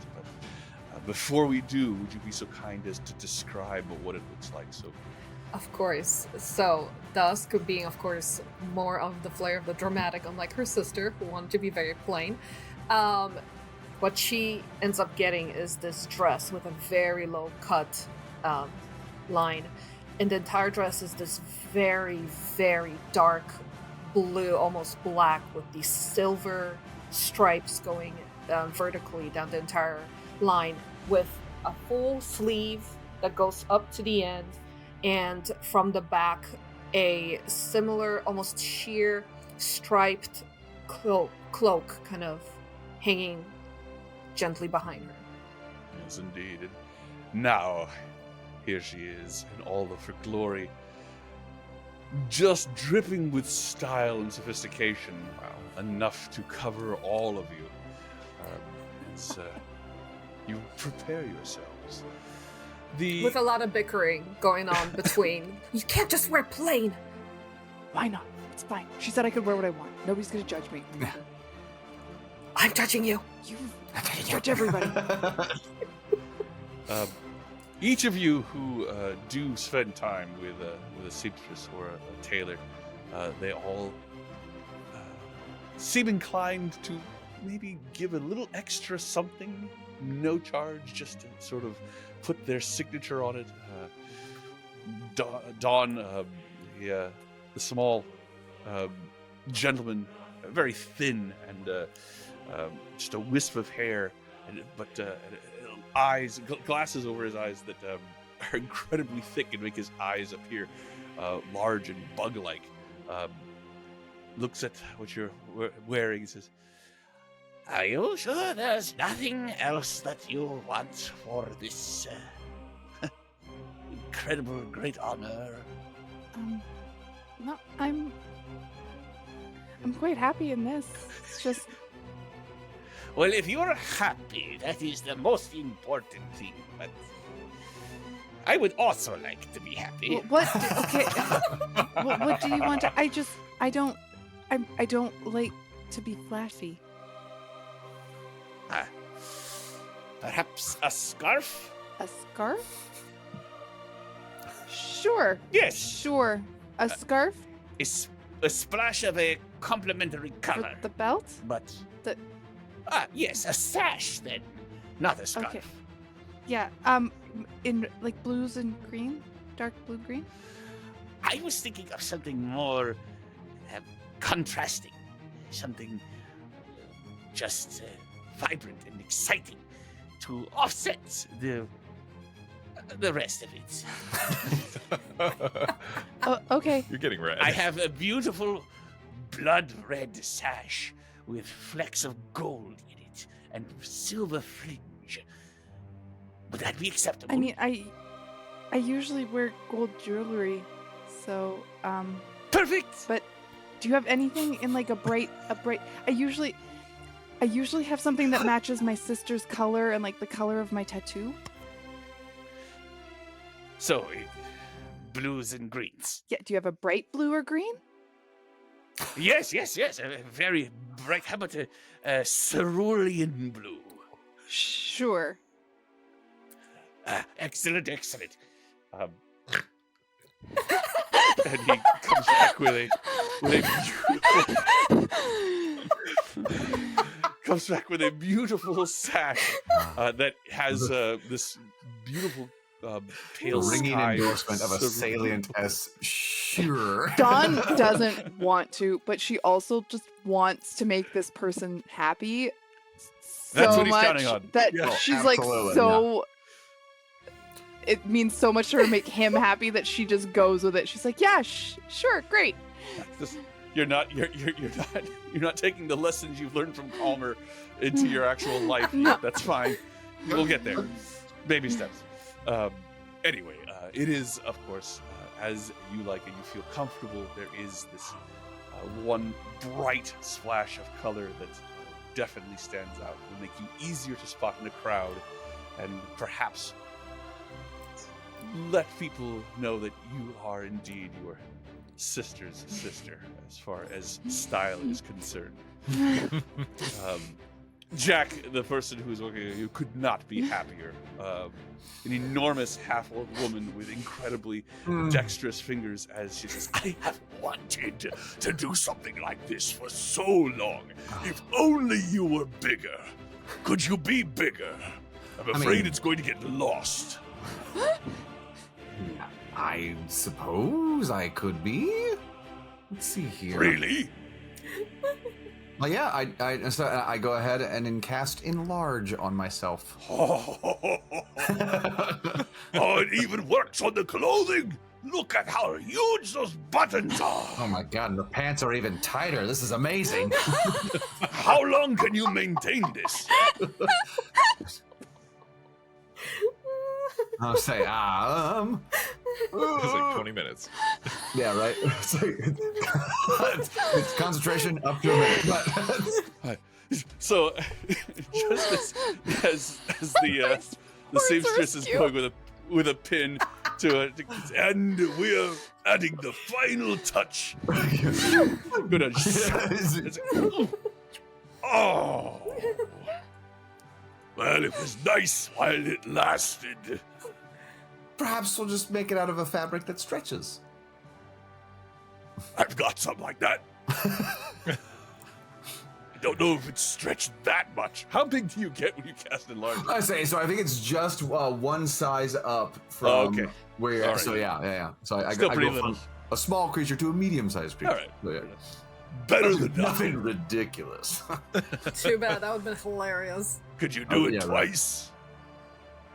What's that? Is there an upward limit? It's Exponential concentration, so you can only cast it once. I mean, I don't know that.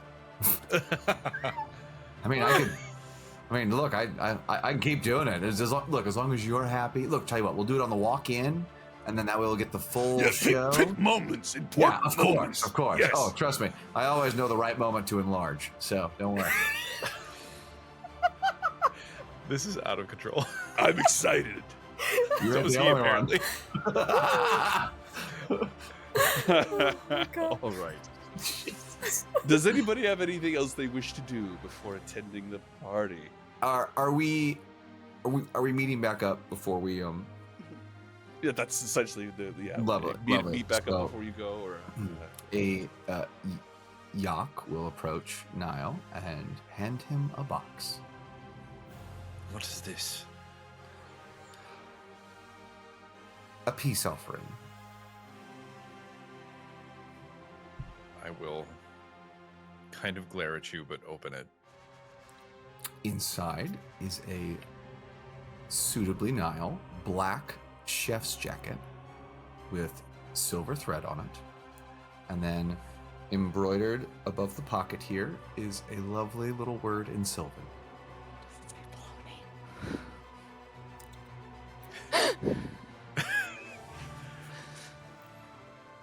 I will hold it in my hands for a moment.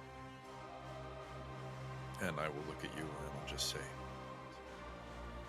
I miss her too. And I'll put the jacket on. And that's it. She's gonna come back. She has to. And we'll be dressed to impress when she does. Won't we, though? Well, looks all Red Dawn. I love the sash. I While like it. we're It's here- comfortable. It's the softest material I've ever worn. Then Yak walks over, just pats Dusk on the shoulder, and says, "You're doing your best." I'm about to explode. I'm curious at this moment to know what you all would think, or if any of you imagine how Wynn would be reacting to this particular moment, getting food and going to a formal. This like, would I guess, be very Oh my unnecessary. God. She Getting would me- come in her armor. Yeah, she would be dressed less fancy than I am. I feel like, and Yeah. but she would look imposing. She's Speaking freshening of up her which, like can braid. I was gonna ask say, I would before we imagine she'd leave- let someone do her hair. Before we leave, I would like to ask some of the designers if they have some like hair accessory or something that is used to attach to armor that is very nice and regal. In yes. a very light blue. Are you wearing armor to the No, piece? Okay. she wants to grab something for when Wynn comes back. I see. Yes. In which case, yes, absolutely. They're more than happy. Of course, they think it's for you, but yes, anything you want. Then maybe a hair clip thing that would tie in, because she always wears her hair in a ponytail, that would be able to wrap into that to then add these like streaks of blues and fibers to her hair. Nice. All right. So, Johann arrives, and true to his word, does have a hat. It does have a feather in it, but it seems to be identical to the hat that he had, except perhaps a little less dusty and careworn. But the exact same color, same material, same style. They probably But have he- this just ready every year for he him. he does adjust it with a little bit of a brush and says, "What do you think?" You look so Looking dapper. Very sharp. Yep. I appreciate that, yes. Well, it's not every day that one gets to have the Feast of the Shepherd at the Onyx Requiem itself. I'm quite excited. You all ready? Yes. Well, then let us proceed. Yes. You make your way once again to the Onyx Requiem, the largest building in Noxalar, made up of domes and gold and onyx. It is, as I said before, you don't see any evidence of cracking or ruination. It is perfectly secure and strong. However, it does exude a feeling of immense age, the way an ancient ruin might. You step into the main cathedral. Johann escorts you in, and you find yourself in the midst of a celebration. There are dead souls everywhere, and also some living ones. They seem to mingle freely among each other. There are some that you suspect are actually residents. When I say some, I mean some living souls that you think could potentially be residents here, like Kella. Then there are some that are clearly travelers, just passing through, or bold enough to journey here for this singular evening of reverence, just to be here to see what it's like. There are ballads being sung and played in many different languages, echoing off of the walls as you venture in further. You can see in the distance the grand throne room that you first met with Ashlyn here when you were giving your report about your chase after Kelzir and Janos. The throne itself is magnificent. It's carved from ethereal blue bones, or it's probably more appropriate to say it's constructed out of ethereal blue bones. You see some skulls, you see some ribs, femurs, all manner of bones artfully placed together to create a macabre but truly beautiful throne. It is tall, quite large, almost seems to be reaching up, and there's a soft pulsating glow that emanates from it. All around you as you come through, there are patio gardens that you can see through large windows leading off of the main hall leading towards this throne. And it creates quite a exquisite juxtaposition of the somber atmosphere. Overall atmosphere of this place is very large, very austere, but it is decorated to the nines with both decorations, both constructed and also growing.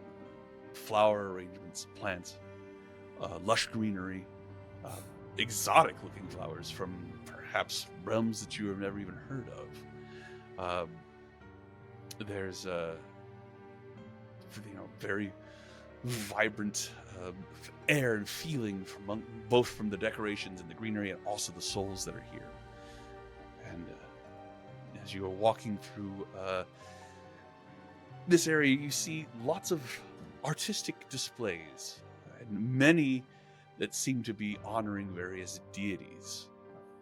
Obviously, an opportunity for the more artistically minded here in Noxvalar to show off their skill, and of course, since many are looking to be either resurrected or to be sent on to their final rest, there is a great deal of deities featured in a lot of these pieces of art. However, despite all of the beauty and all of the grandeur and all of the festivities, you cannot shake the feeling that you are being constantly watched, and at every turn you see the inescapable stare of gargoyles that are perched in various strategic locations looking down on the festivities. Occasionally they move, otherwise you would think that they were just statues. But that notwithstanding, it is a party, and true to what Johan said, it appears that there is indeed all walks of life, any social status that one might be here in Noxvalar is welcome here in the Onyx Requiem. And so you see people from your neighborhood, you see people who perhaps would qualify for being more affluent in the mortal realm. As you move through, there does seem to be a sort of a natural hierarchy that has formed itself, and most of the nobility, as it were, is closer to the throne as opposed to where you are right now, which is more of the common folk. However, as you come in, there's a big deal is made of Niall's cake coming through, a truly fine offering, or not necessarily an offering, a honoring of Johan. And as you step in, there's a servant that comes forward and says, "Is it your intention to have this available for everyone, or would you prefer it to be presented at the feast?" At the feast, and certainly for everyone. I had built it large enough to give everyone at least a small bit. Well, you understand that the feast, when I refer to the feast, I mean the sovereign's personal banquet. Is that for that? No. This is for the masses. I see. Well, then, if you will just follow me. Oh. And leads you to an area where there is food that has been laid out for noshing on as people mingle. And he looks at you. Do you wish to serve it yourself? I have a keen eye for artistry, and I would be happy to help you, let you mingle around, but if you wish to stand by your work, I will certainly understand. Thank you. I would be honored. Very well. And you stand by your cake, serving out bits and pieces to it as people walk by. The I rest of do you- hope to have Johan take a look at it before I. Yes, before I he cut does. into it. He looks at it and he says, "Oh well, it's been a long time since I've cried, but if I could, I think a tear would be falling right now. This is truly special.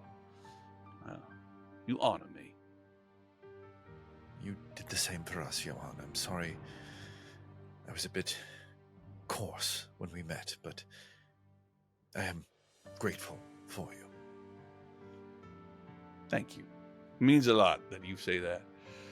And just between you and I, you are not even close to the most coarse individual I've had to shepherd. So, Well, I'll have to work on that then. as he takes a piece of the cake, he says, I need to go find a bucket or another plate or something. Excuse Yes. me. And Yes, of course. try to figure out a way to eat this cake without it falling on the floor. You see some individuals walking around, and occasionally you get the impression that a couple of them are trying to get your eye, any number of you. Do you wish to mingle, or do you wish to stay mostly with yourselves? I'm gonna stay with the cake, but if anybody, I'm if there are mingling.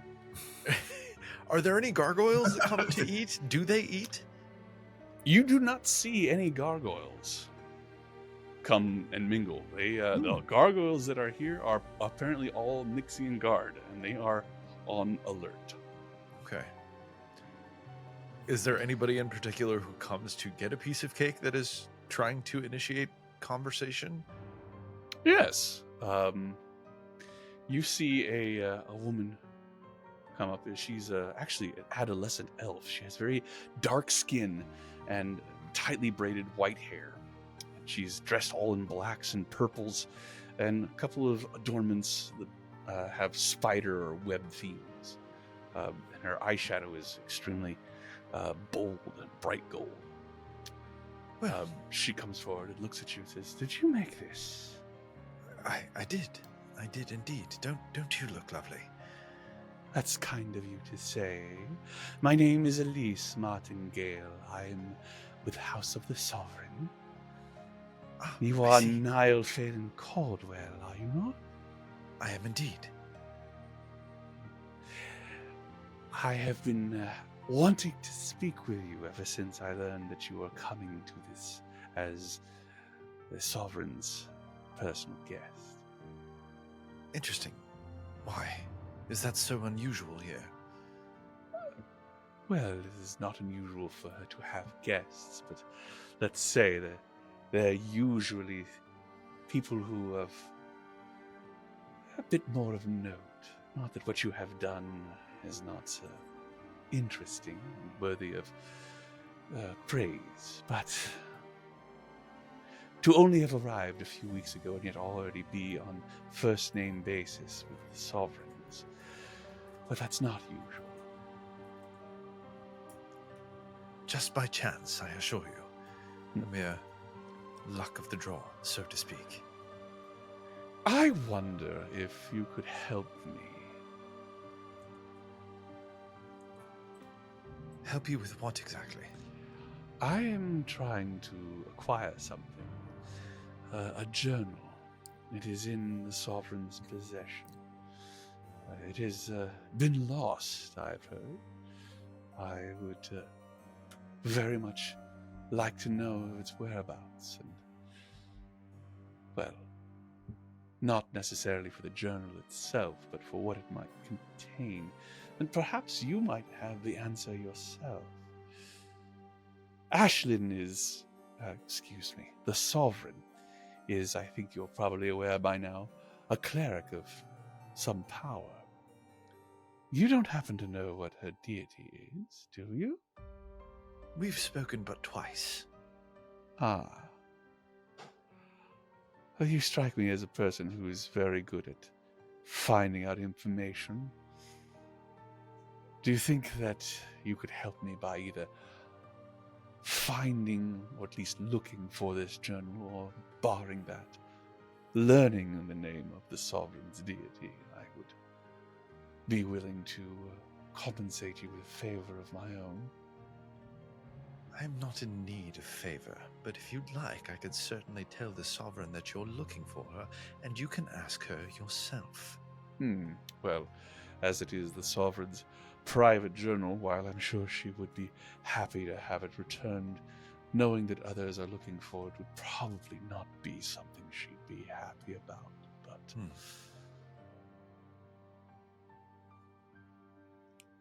is that a no, then? I don't know you. I don't know who you represent. I don't know who you are. The notion that I would do something on your behalf without knowledge of your motivations or background is nothing short of laughable. I would be careful who you ask favors of in the future. Well, perhaps the fact that I was so forward was a form of a test to find out if you were the sort of person who would go about undertaking a task for someone you just met. I hope I failed. The cake is delicious, and I look forward know. to speaking with you again. And I will watch her walk away, but I will take note of every detail I possibly can as she leaves. Did I see that exchange? It's possible. Very good. Was there any sort of a check that you wanted to make there?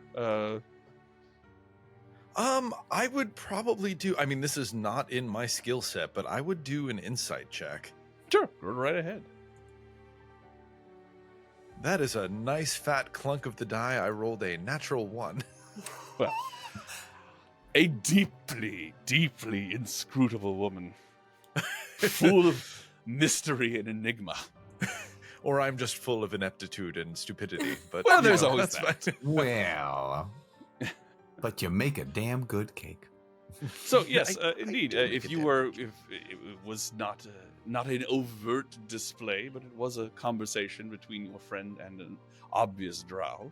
Mm-hmm. All right, I'm gonna flutter over to Niall and be like, "You good?" I suppose that remains to be seen. All right. Hey, what's that on your shirt? And I will look down and Fly off. So the hurt that caused you, I'm like, oh.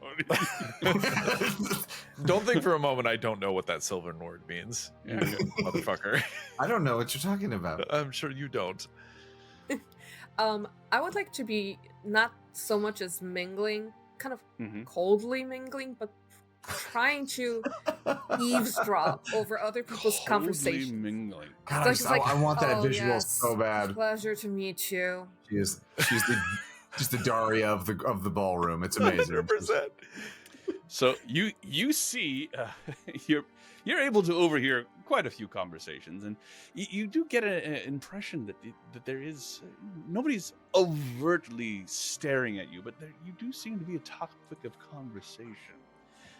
The most boisterous person in the entire room is a very large Goliath, a gray-skinned giant-kin creature with numerous faded tattoos. An older Goliath with an enormous belly and numerous double chins, although you still see some muscle on him, and he is enjoying himself immensely.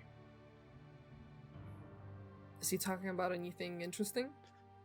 Make a perception check. Oh, right, I'm gonna promise myself to use physical dice because You Well, have the 20 fancy doesn't like me. ones. Yeah. Behold! Oh, I Yeah, wish. I was gonna say that when you first arrived, you had to actively restrain. Yes. Yes. Oh, come on, this This is is the perfect. perfect place.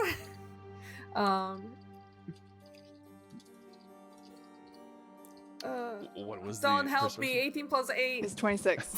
26. I'm an accountant. Oh my god. Math, Um, my always weakness. Seriously, it is mine.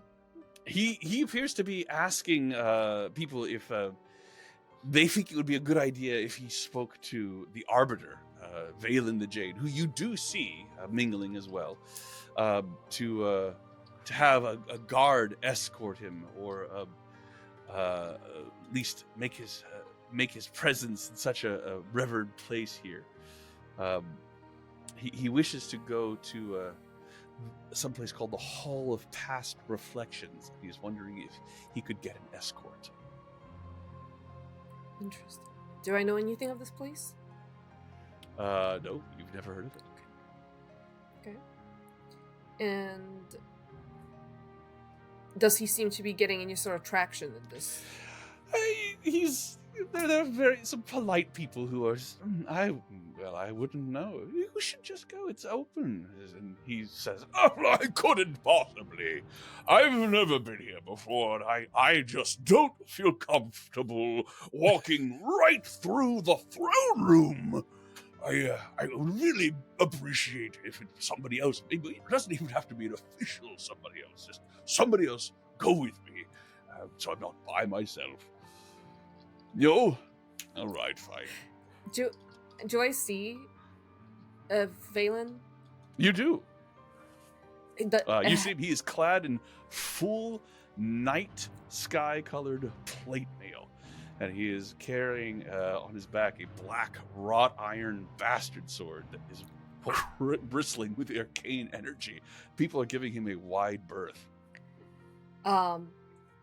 Is it possible for me to approach him? It is. Okay, I would like to approach him. All right, he I comes. see the other person step- being super unapproachable. I'm gonna approach them. Yeah. There He it comes is. over, he looks at you. If there's a wide clearance around him, that just makes it easier. He turns and looks at you and gives you a short bow.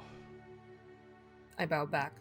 Mistress Dusk, are you Hello. enjoying the festivities? Quite. It is quite an honor to have been invited. Thank you. Well, you have the sovereign to thank.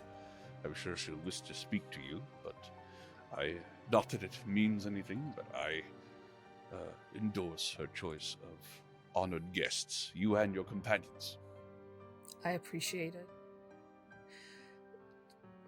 Just to ask, because I'm curious, there's this gentleman here talking about the past. Remind me, what was it? The Hall of No, the Past Hall of Past Reflections? Reflections, yes. Yes. What is that? Oh, it is a hall that is behind the throne, in the throne room. It shows the final rest of arbiters of the past. I will take my place among them soon. Well, hopefully not too soon, but eventually. Hopefully not too soon. This do people gentleman need- here, Soho, Mhm. he's a representative of the Keepers of the Eternal Sands. You say he wishes to? Yes, seems to be quite interested in going there, but seems to be under the impression that he should have a guard. Well, it is a sanctified place. Not some place that we would want just anyone going, but I will see what I can do. It is truly out of curiosity. Additionally, have you heard anything regarding the recent changes in the dying, new coming situation? He leans forward and says, "What have you heard?" It seems to be regarding the two camps that are, of course, outside of the city. When we went to the junction, we heard that a lot of the people that have died recently had a situation arise where there was a bunch of undead where they were. In the living world. Yes, in the living world, and on completely separate worlds, per se.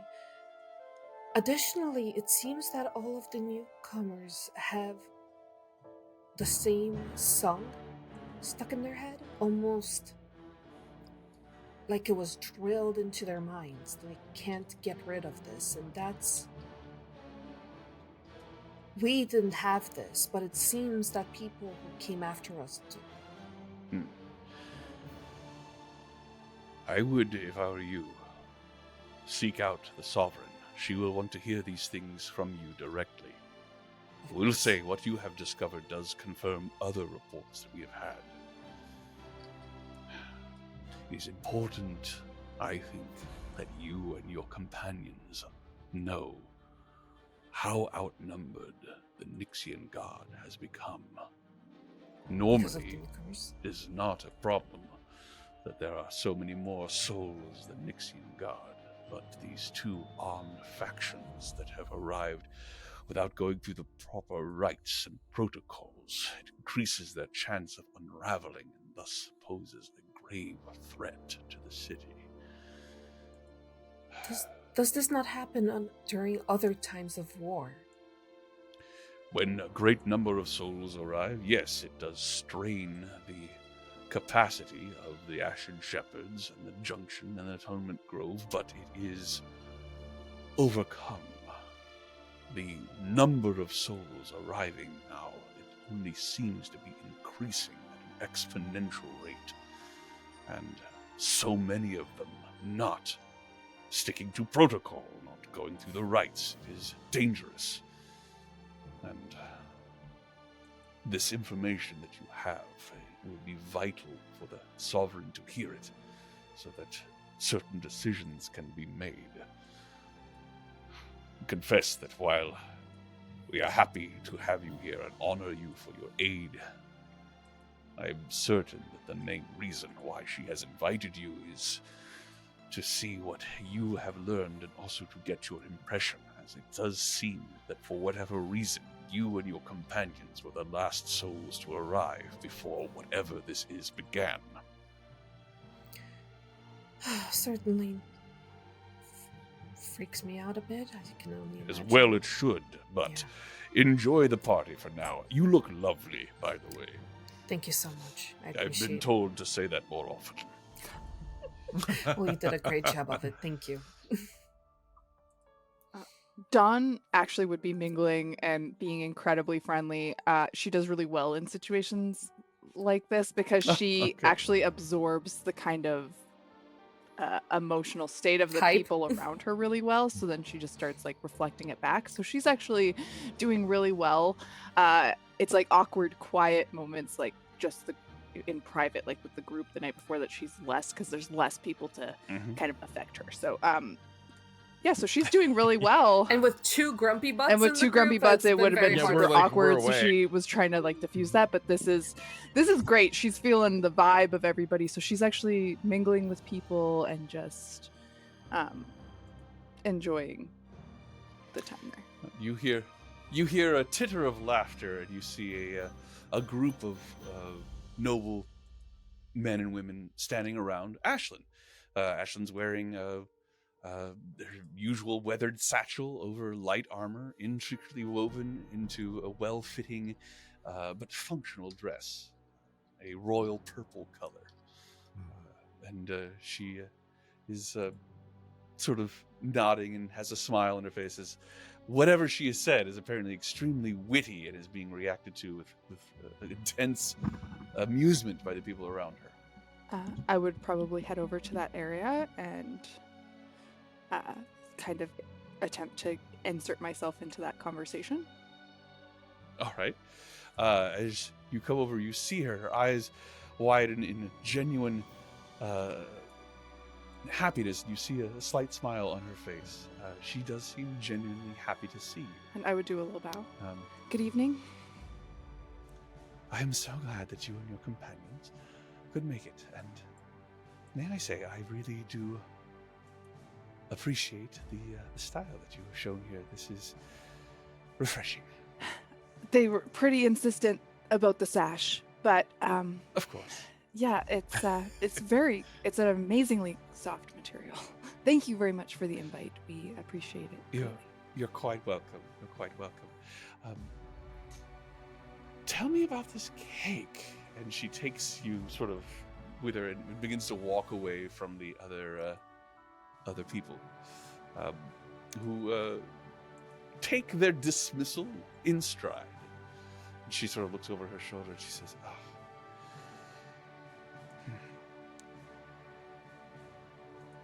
I do like parties, but on a more intimate scale. I think things like this are. It's a lot more dangerous than you might think." It's easier to hide in groups of people, I guess. The dangers are. I mean, I'm generally okay in these So- situations, but yeah. The accursed guard and the legionnaires, these factions outside. Have you had a chance to acquire any knowledge? I would hear it from another source other than the House of the Sovereign and the Pale Horseman. Trusted sources, though they are, I would appreciate a fresh perspective. They seem to hate each other violently. I don't think a peaceful solution between the two is likely.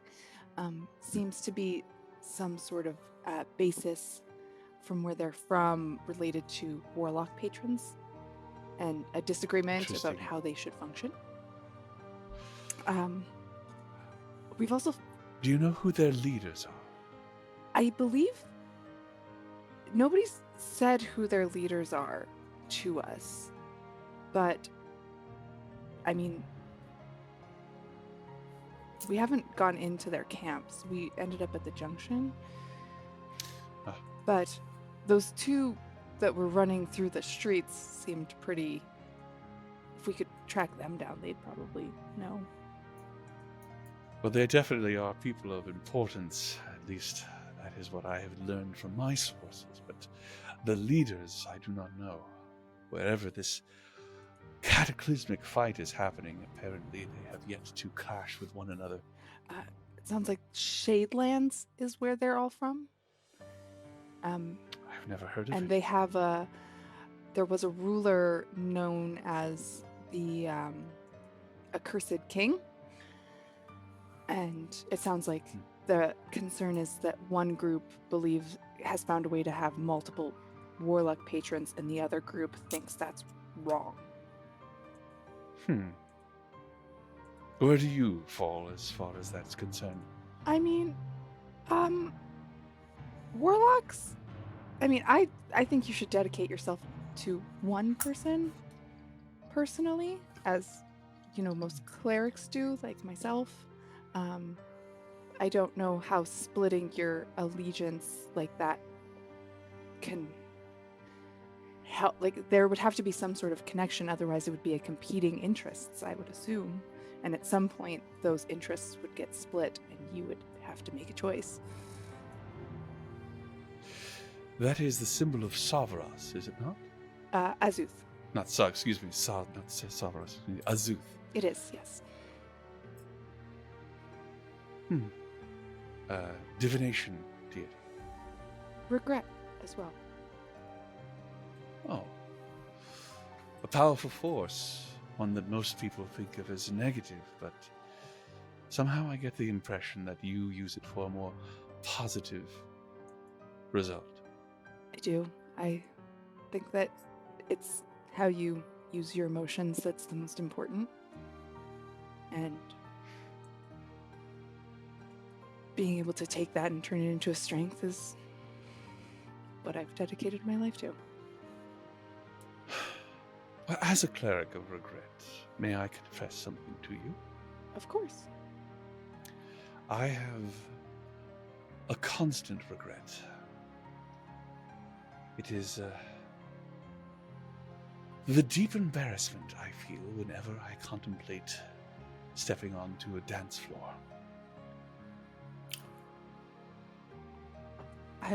And yet, Do you ever just do so anyway? I do not. That is the regret. Well, Do you dance? I have danced. I don't dance well, but you know what? I find that that doesn't actually hinder the joy of it.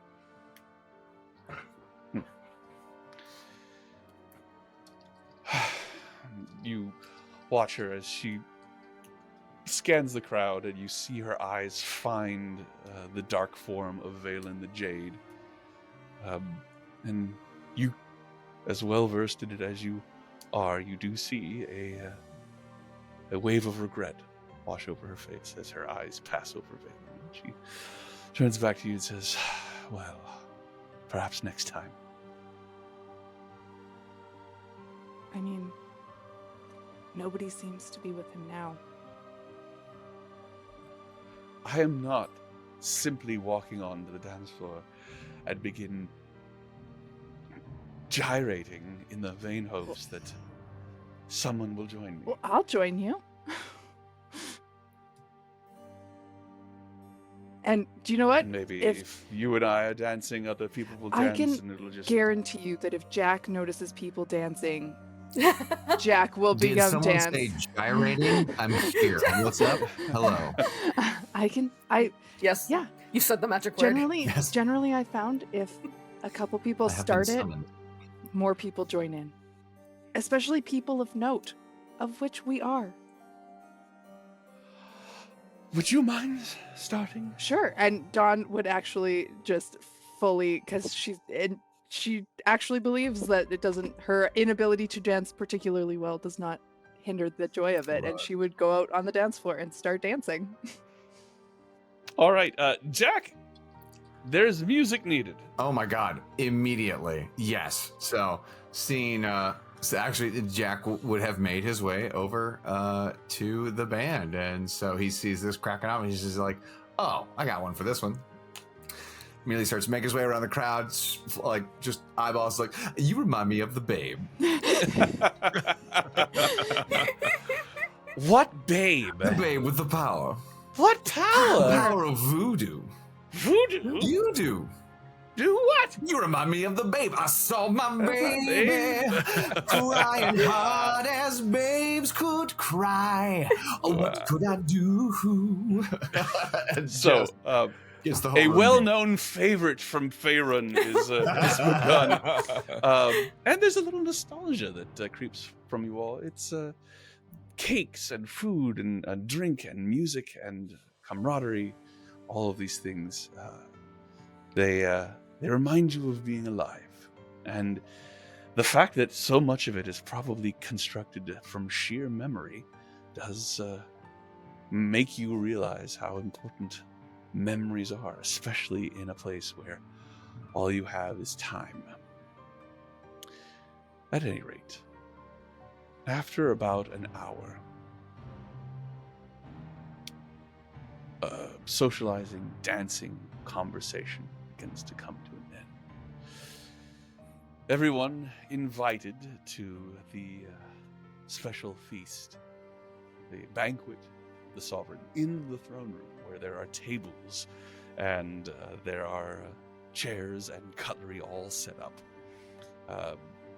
They are all overflowing with incredibly exotic foods, manifested from memory, as I said, and also somehow some imported from the land of the living, no doubt through the same means that Niall was able to get his ingredients for his cake. There is soft viola music that is playing. The music has segued from festive and dance and excitement to more of a contemplative and quiet, digestive aid. As you it's my Spotify list, actually. okay. The viola playing very softly, and it's a reprieve from this constant tune that now that it has been brought to your attention, it's clear that it has been in the air. It has been being sung, and even sometimes in the very stone and rush of water from the rivers that flow through Nox Valar. it is forgotten for a brief moment.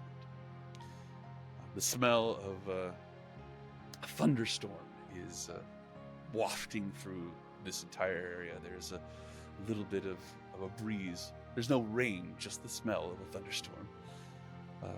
And you all begin to sit, find your seats.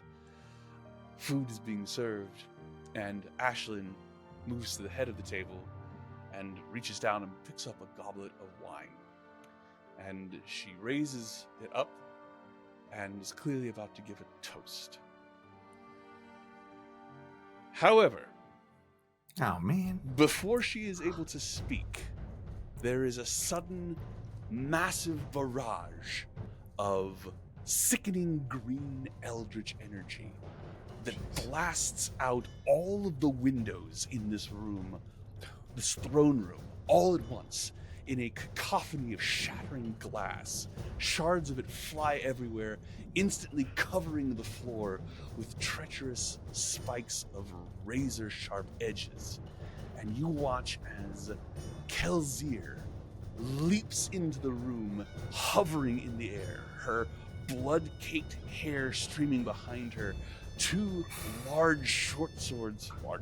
two deadly short swords in her hands, looking around with a maniacal look on her face. Her eyes lock on where Ashlyn is, and she pounces with deadly intent towards the Sovereign.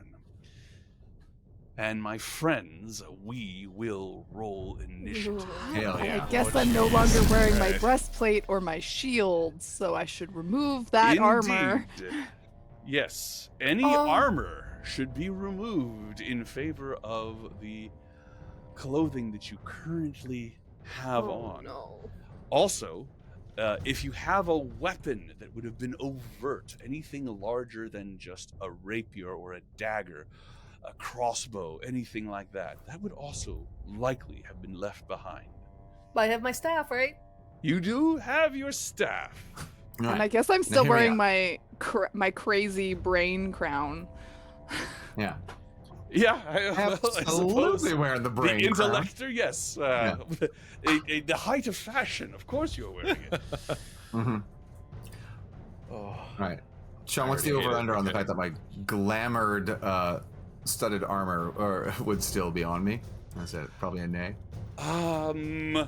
You know, the fact that it is glamoured, that very fact, I would say you would probably have been able to change it at the very least into the undercoat of whatever it is that you are wearing on top of it. But of course. So, The I am but half-orc woman who was trying to create your clothing was probably very confused at why things weren't measuring out quite Yeah. right because I say can't that, yeah, be. Yeah, exactly. what good is glamoured armor if you can't wear it to I mean, a party? right? right? So- So let's All right. roll that initiative, friends. Roll it. Right. Ooh. How delightful for a fae. What a day, what a day. What a day, what a day. Okaloo-kalay. I got a 12. Oh, I should. Yeah, let me start at the top here. Oh, I'm sorry. See, everyone has rolled except for Jack. What have you rolled, Jack? I rolled a math works 13. So Alrighty, 13. Look, the And twins then, are twinning. Twinning! then I'm trying to see the map. Sean, do we exist? We do exist. No, do we exist? We definitely exist. You should be there. Are you not able to see the map?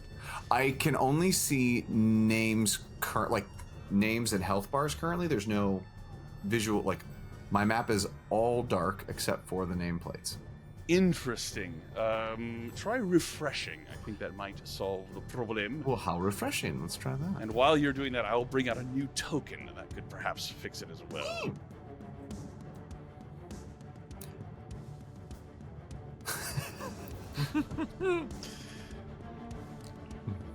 I cast allergies. Yeah,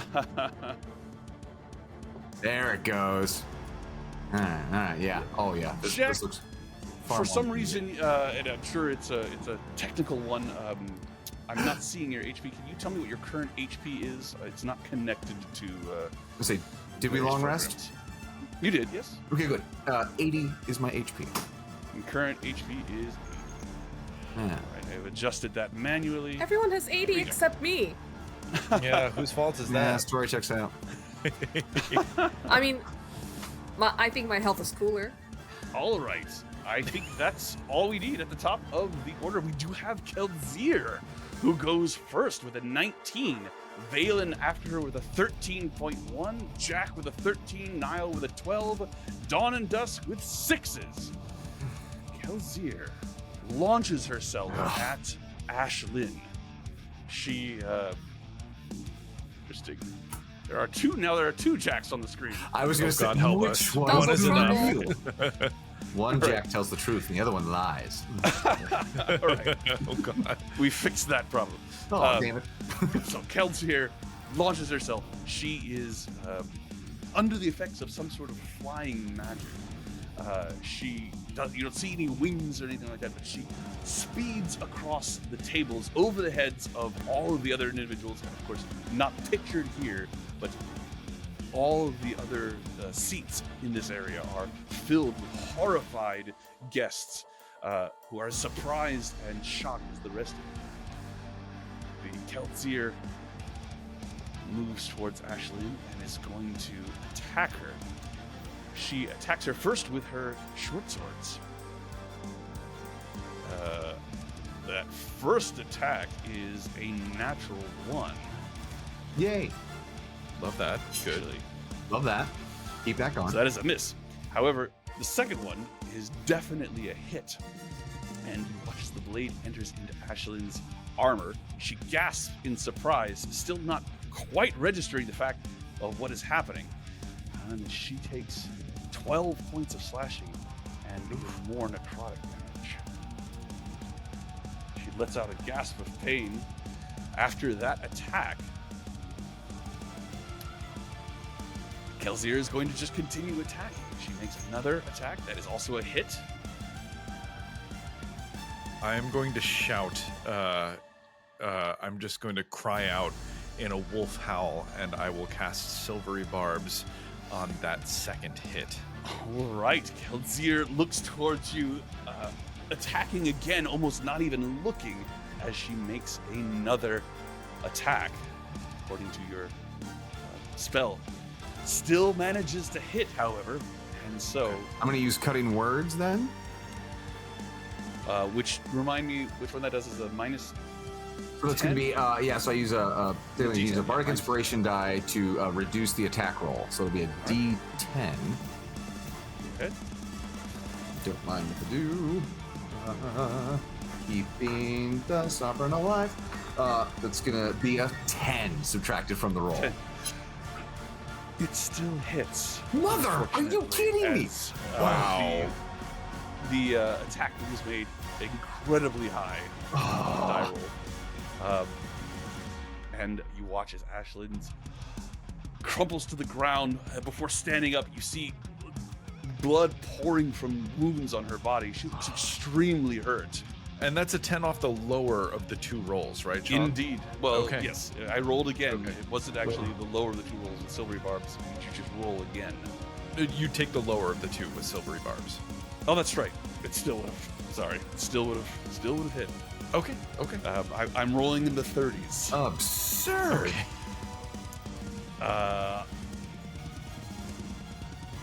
With that attack, Ashlyn gasps and looks mortally wounded. Valen lets out a primal cry of rage as Ashlyn has nearly been slain by Kelzier this single round. She looks barely able to stand.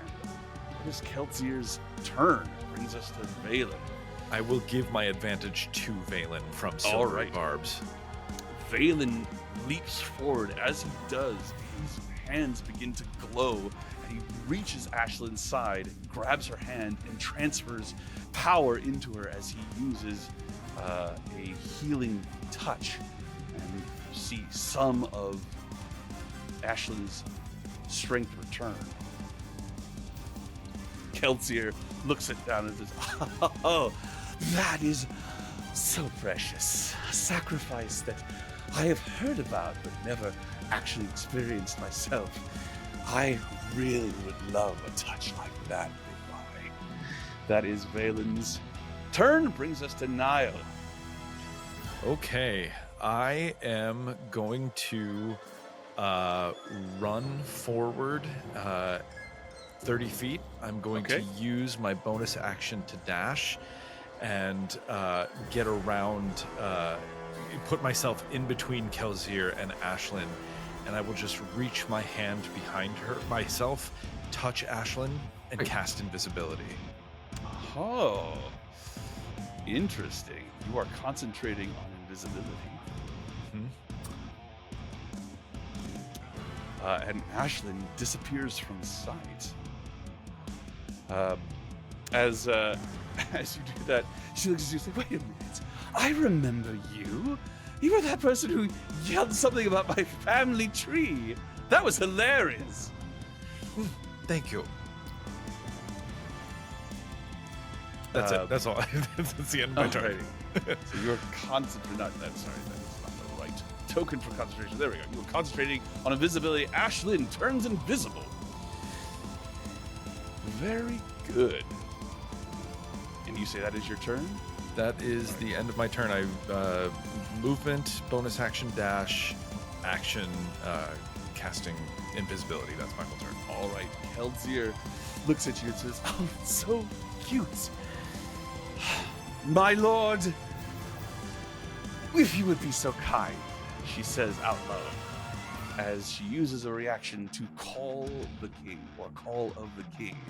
And from outside, their source unseen, blasts of eldritch power woven together to create massive bolts of energy come streaking across the sky from an impossible distance. You can't even see where the sources are coming as they send these bolts down, sniping perfectly into this room, and you are struck, Niall.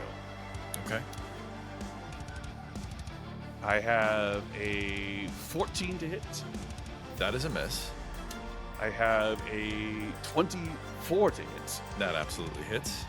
I have a 17 to hit. That hits. And I have a dirty 20 to hit. All three of those hit. 3 of those hit. As each one of these bolts of force hits you, you recall the massive bolt of power that you encountered when you were fighting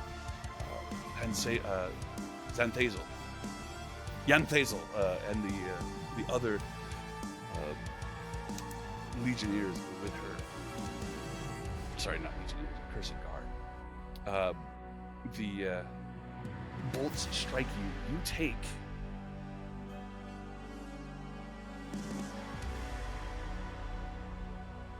102 points of damage. I am Ash. As each of these bolts strike you, you watch as Niall's form is annihilated. He is blown to pieces. Before the body parts even have a chance to bleed, they all disintegrate into ash, scattering all over the feast. Visibility drops. Wasn't Jack supposed to go before Niall?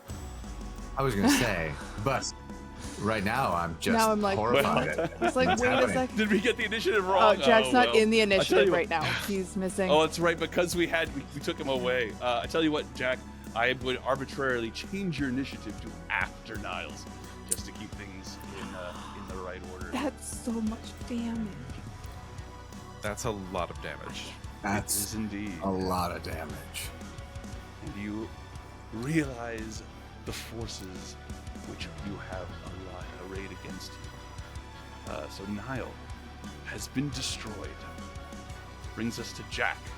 You mean annihilated? Sorry, couldn't help myself. I'm so sorry. I hate myself for I that. thought you were our friend.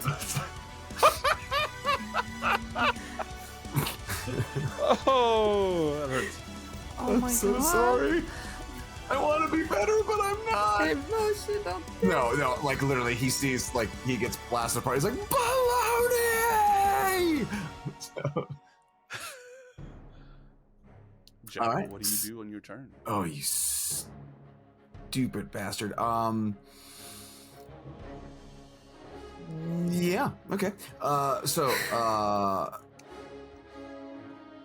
as she starts this whole like, my lord, blah blah blah blah, like he sees this, and then like you suddenly again like that arcane energy. He pulls his hand back, and as he pulls his hand back, he throws it forward, and again it enlarges into this giant owl's talon as it encloses around Kelzir, and I'm going to cast Bigby's hand, Grasping Hand. Bigby's grasping hand. Very well. Mm-hmm. So the hand attempts to do a grapple a huge or smaller creature within 5 feet of it. So there's summon the hand right next to Kelzir, and then I'm gonna use that hand strength to resolve this here grapple. It is there. Unfortunately, the graphic for the Bigby's hand blends matches in the beautifully. exact color of the tile. Yeah, Indeed. Very well done, Jack. Nice aesthetic choice there. Thank you. Yeah, so gonna attempt to grapple this target here. So I believe.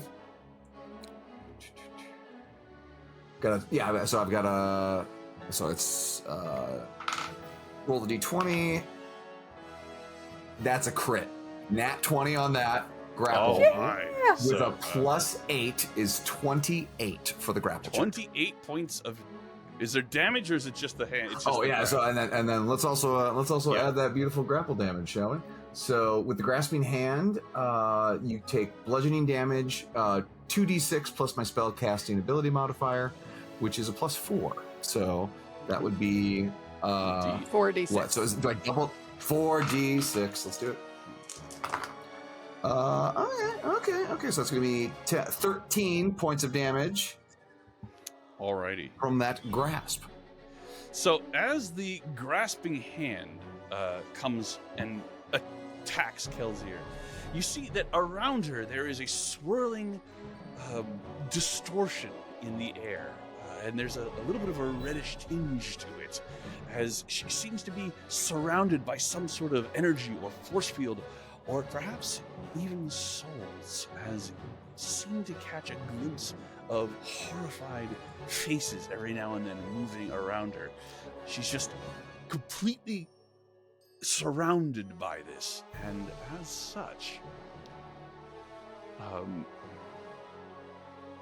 she's immune to critical hits. So Really? you cannot do the critical damage, but the natural 20 does hit. All right. Wait, so then should I? Just go, whatever the first roll of damage was. Oh. He rolled all 4 dice so at the same time. Rolled all 4 dice. So what were the first two dice? A 6 and a 2, so 8. So an 8 plus the 4. and then you add your 4 plus to that. 8 plus 4. So 12. So total of 12, and just the hit alone Thanks, means she is grappled, correct? Yeah. So the hand comes, grabs it.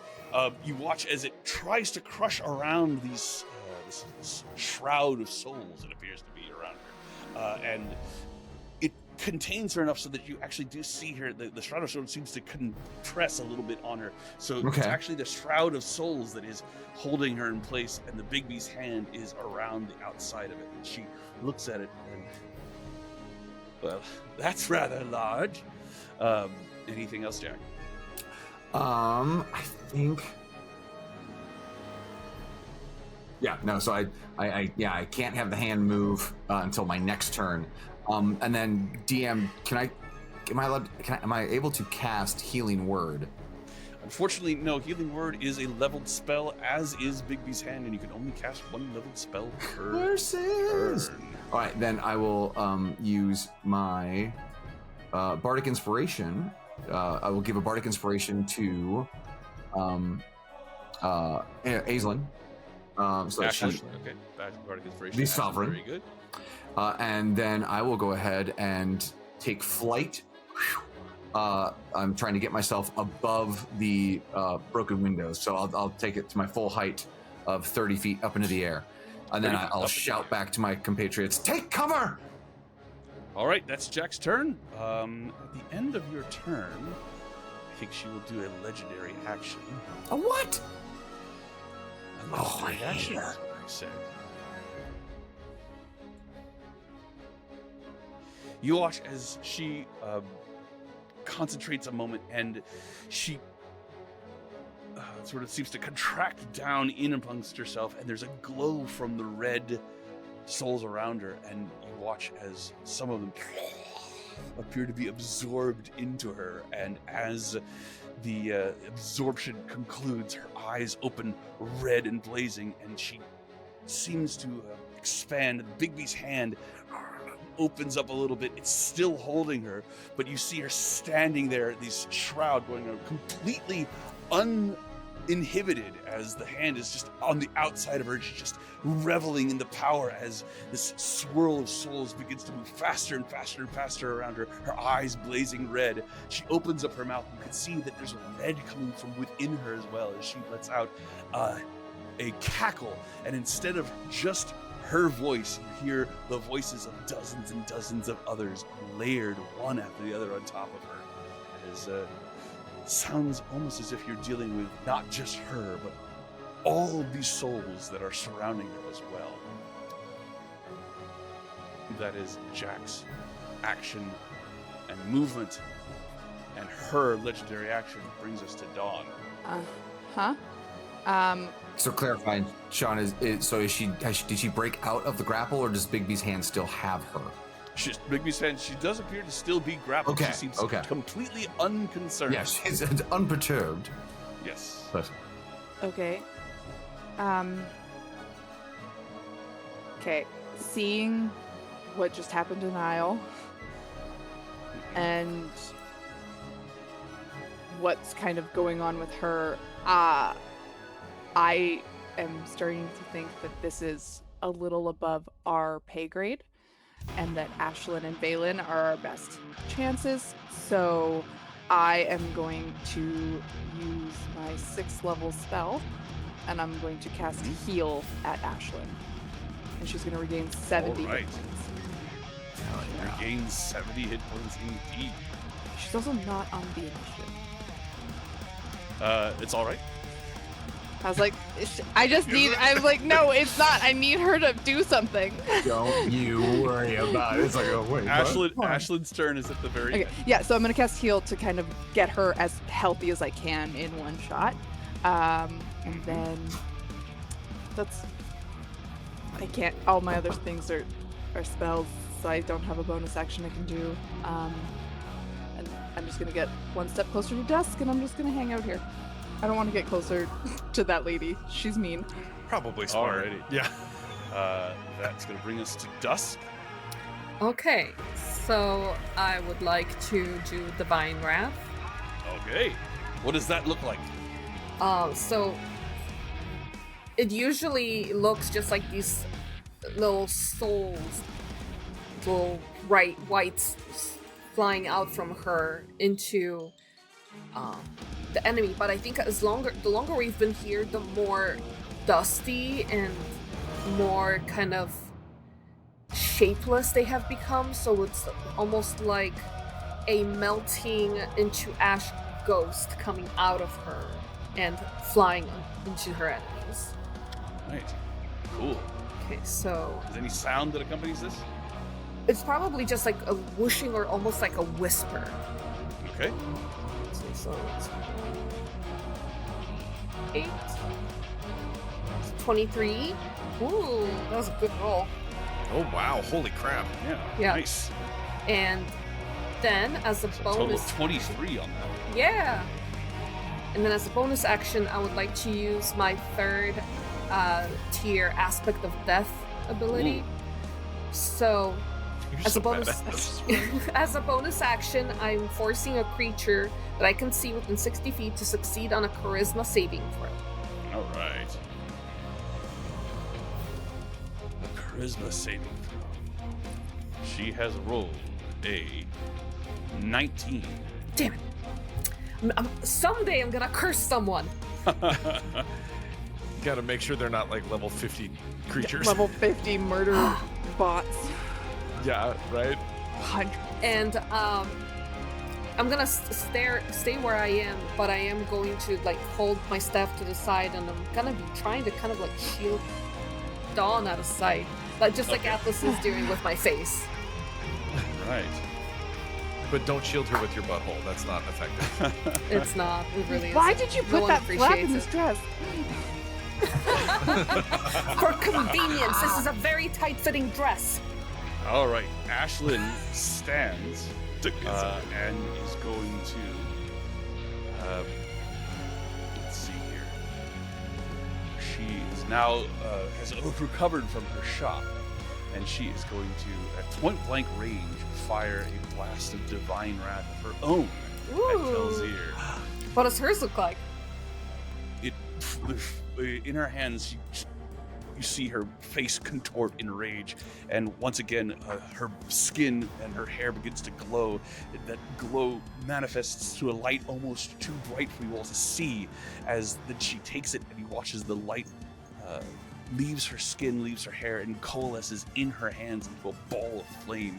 She just blasts it right in Kelsier's face. Oh, Fortunately, is at disadvantage because she's so close. So that is an 18.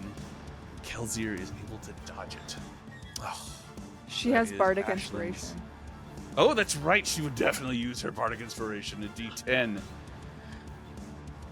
Adding 3 so that 18 becomes a 21, which will hit Kelsier. So she does 32 points of fire damage. However, you watch as the fire is absorbed by the souls that are swirling around Kelsier. She seems to be protected by them, although they do seem to take the damage. Did the same kind of thing happen from mine? Yes, all the damage that Kelsier has taken, it seems to be being absorbed by these souls. However, it doesn't seem to be unlimited. There is you see flashes of energy being expended, and a feeling of impact and damage done to the shield around Kelsier. That is going to bring us back to Kelsier's turn. Kelsier looks up with her eyes at you, Jack, and she sends a chain from her gauntlet shooting up into the air. It streaks across the entire space right up to where you are, and hits AC 29. Miss. Yeah, I think not. that'll do it. This isn't. The chain.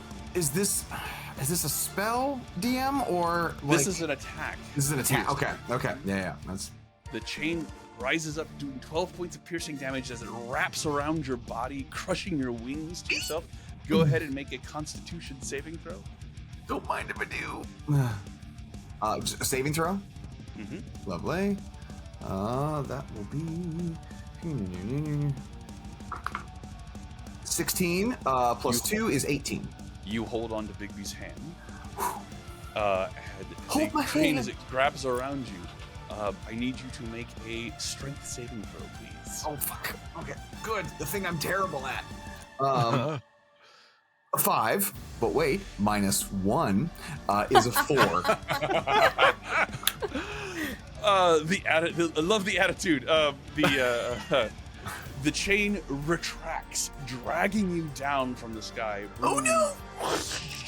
As it does, it creates a high-pitched whine. The clattering sound that it makes. That's actually just me going. As it's reabsorbed into her gauntlets, the sound that it makes, like metal on metal, a screeching sound that pierces your eardrums, brings you down right next to her 5 feet away, and you are prone. Okay. Actually, no, not prone. You're just there, but you are grappled. Prone to being there. Got it. So she'll put Both you right grappled here. each other. Yeah. Put you right here. That is one attack.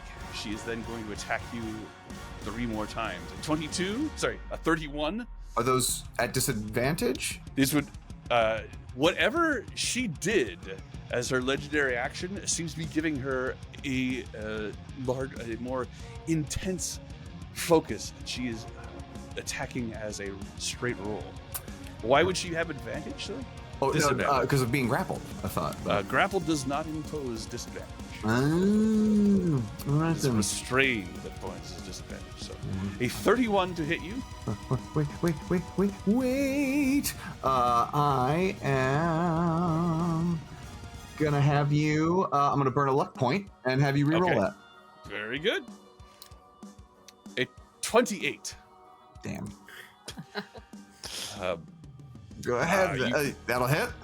All right, 20 points of slashing, 22 points of necrotic damage. Wait, so that's 42 points of damage 42 there. points of damage. Lovely. Make a Constitution saving throw, please. Ooh, okay, well, this time it's a 4. So You lose concentration on yeah, Bigby's so, hand. so Big B Kelsier drops. is- Yeah. Kelsier is no longer grappled, and as such, she moves 5 feet closer to Ashlyn. Damn it. And is going to attack her with her last attacks. Also, make another Constitution saving throw for me, please, Jack. Constitution. Mhm. All right. God, that's a 5 on that one. The wound that you have taken from her blade continues to grow as it seems to be becoming more serious with each passing second. Yikes. Well, I hate that. Attack at Way above our pay grade. Ashley. 24 is going to hit her. 17.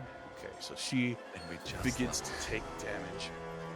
And then, as an afterthought, she turns back to you, Jack. It's going to make another attack against you. Alright. That is going to be a 34 to hit. Me burn another luck point. All right, I'll roll again. I don't think she can. 31 to hit you. Damn it. Yeah, don't waste your I don't luck. think she Yeah, can yeah, roll okay. low. I think she's got like a plus Yeah. 25. All right, so I'll take that hit, but It's not plus 25, but it is very It's up there. powerful. I'm sure it's up there. that would be absurd. 14 points of slashing and 20 necrotic. Another Constitution saving throw, please. Hang on a second. So do that math for me real quick. 14. 34. Oh, good. Only 4 hit points left, friends. All right, great. Now's the time for that luck point on this Yeah, fucking no saving shit. throw. And then what was the? I'm sorry, Sean. What was the thing you want me to do? A Constitution saving throw. Another Constitution saving throw. Alrighty. Con save. Is a con. Okay. I'm gonna. Oh, can I burn my luck point on that one? You have Okay. one left. I have 1 left, right? Attack roll, ability check, or saving throw. Yep. Nope. We'll do that. I'll burn my last one. Do better. Not better. So that's gonna be a 9. So that is another grievous wound that has been applied to you as that wound continues to grow. All right. So 2 grievous wounds is what we're talking Yes. about. In what does that mean? At the end of your turn, however, at the end of her turn, Jack Kelsier looks down at you and smiles as the Bigby's hand dissipates around her. She steps forward, her blade still in one blade still in Ashlyn, one blade in you. She brings them both back, spins them, your blood splattering all over the feast in front of you, and she calls out, "Dorian, my king, a small sacrifice for you."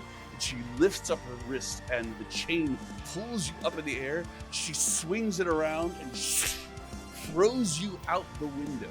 As soon as you appear outside the window, eldritch blasts come from all corners as you get a look and see that the Onyx Requiem is surrounded by warlocks, fighting Nixian guards who seem to be under some sort of curse that has frozen them in place. You see bodies of Nixian guards falling, crumbling, being destroyed by these eldritch blasts, but there are more than enough. You see a dozen, 2 dozen, 3 dozen, more than you can count, converging upon you, Jack. And your world explodes in green. Dusk, light, dawn, rah! And you are dusted.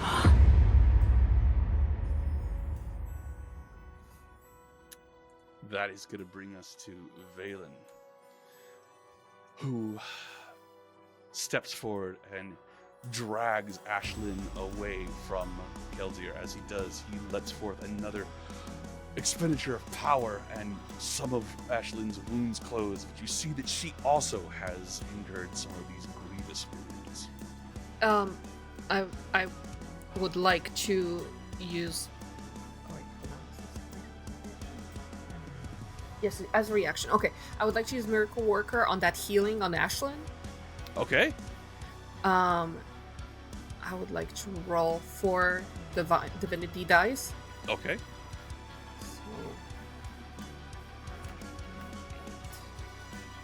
Oops, roll 4d8. So she gains an additional 24 hit points. Right. Ashlyn appears to be at maximum health, although she does still possess these wounds that continue to grow on her body and bleed even as she stands there being healed. Okay. That is your reaction. That's going to bring us to Dawn. Yeah. Yeah, what do we do?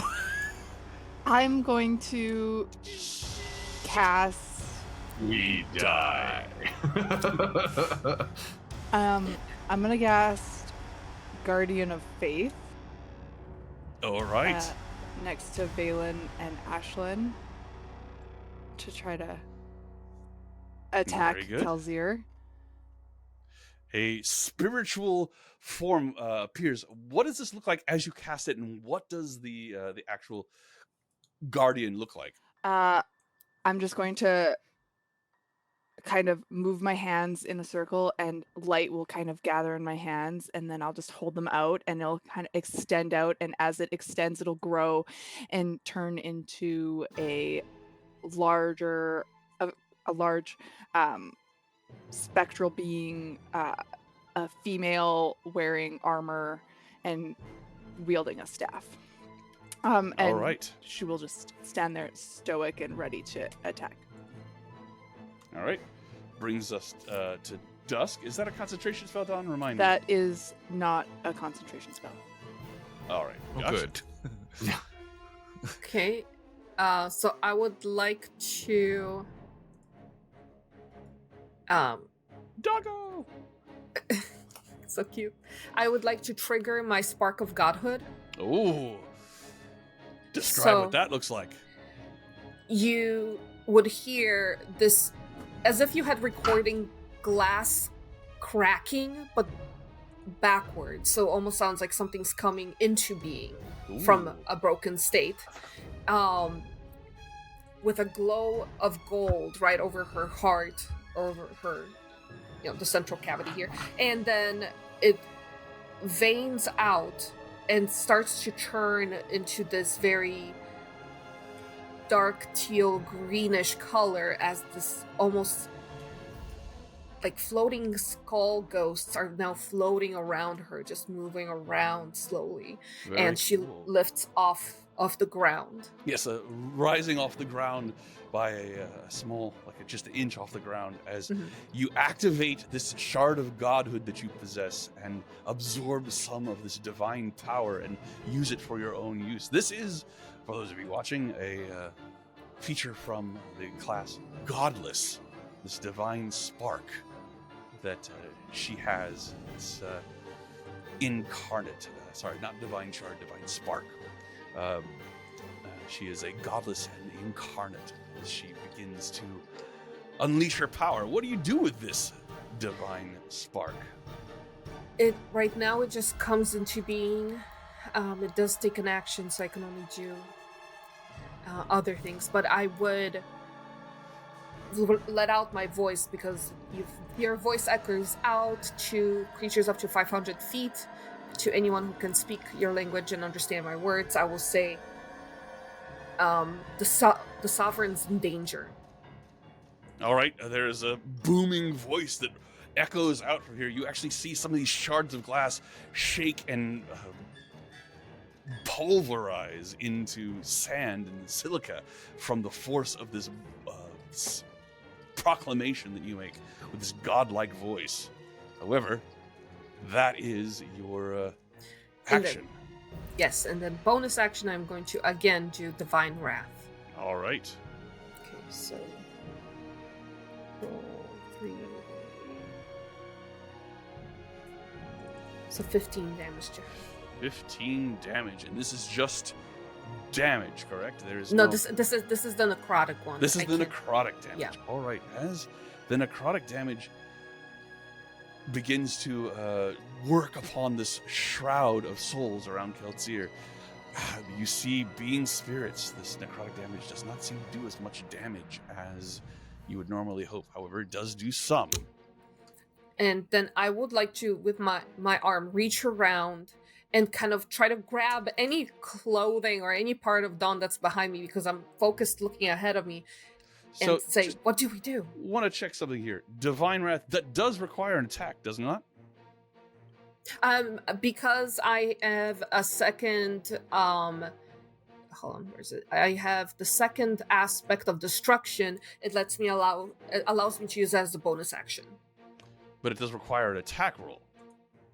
You have to hit her. Oh, yes. Oh my gosh. Okay. I'm so sorry. I have that right So here. you've already rolled the damage. Oh. Unfortunately, that damage Oof. does not come into play Yeah. because what did you roll for your attack? 9. Yeah, okay. Sorry. That was my fault. I forgot. Yep, no problem. It's a stressful situation. I understand.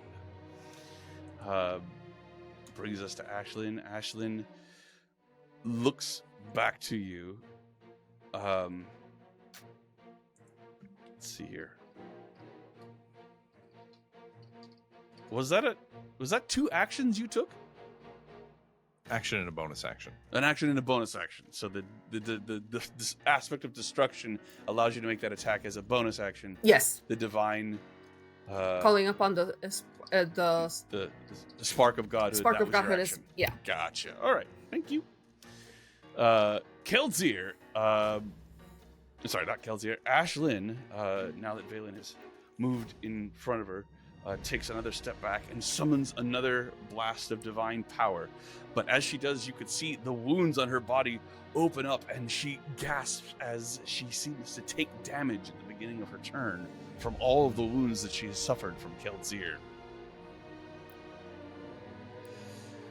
Let's see, her divine blast of power. She is not doing well. That is going to Surprise. miss. Join the unfortunately. club. What are the Right. chances? Keltzir looks around at the glass and the booming voice, the power that you have showed yourself and revealed this godlike power. She looks at you and cocks ahead and sends out a chain towards you as well, Dusk.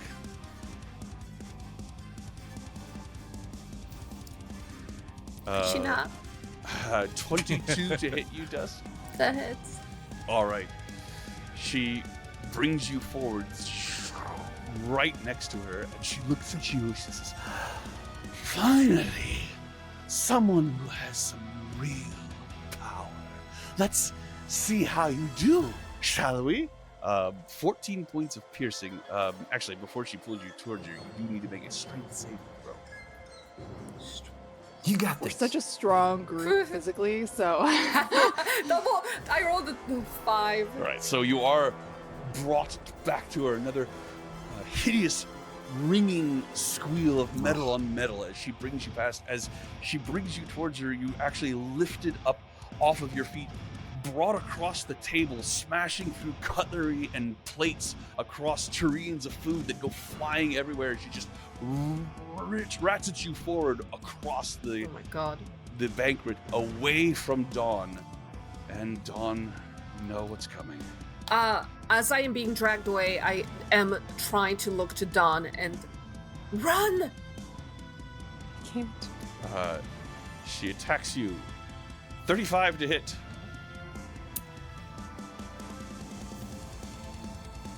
14 points of slashing, 13 points of necrotic. Make a Constitution saving throw, please. Okay. I'm sorry, which one was it? Con save. Con save. Ooh, nat Nat- 20. Natural 20. You do Nice. not suffer a grievous wound. Okay. Third attack.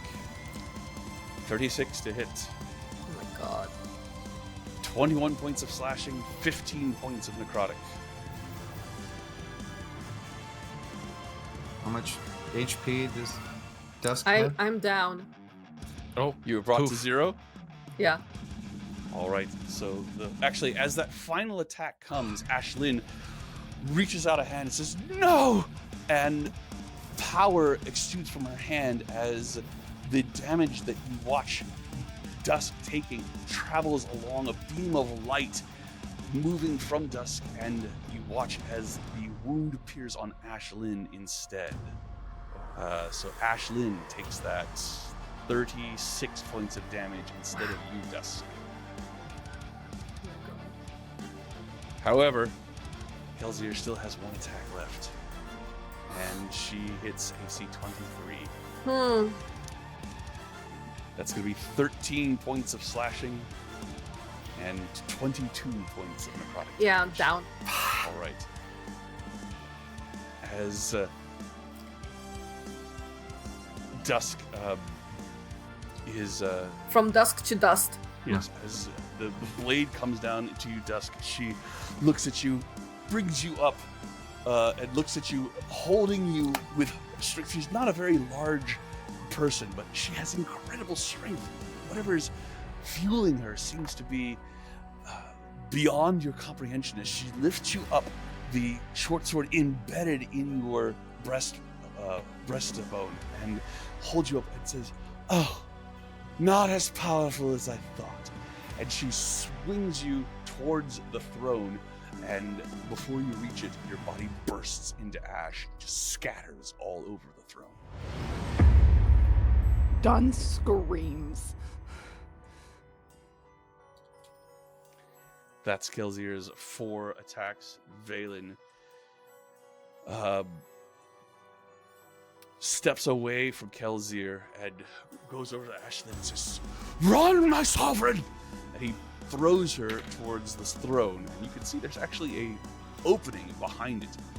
And he pushes her another 5 feet, then turns and stands in the way of Kelsier and Ashlyn, bringing us to Dawn. Okay. Seeing Valen trying to get her to run, and all of my friends have died in front of me. Again. Technically, I was thrown out the window, so... You didn't see that one. yeah, nobody saw that. Dawn is going to do something stupid, and she is going to run up to Kelsier, Okay, all right. Do reach forward, and upcast Repent, Make her feel it. Ooh. and I'm going to try to hit her with an attack roll. All right, go for it. Come on. I'll give you advantage on this. Do it. The rage that you have, or the passion that you have in you from observing what has just happened to your friends as you move across the floor, skittering across the table, the path that Dusk just took. As you slide into Kelsier's space, the swirling souls encompassing you as well. Go ahead and roll that attack. You got this. 23 to hit. 23 is a hit. Fuck yeah. This is a new Atone spell from the Black Ballad. or perish, and she's forced prone. And if she Alright. stands up, she takes the 29 psychic damage. Alrighty. One moment here.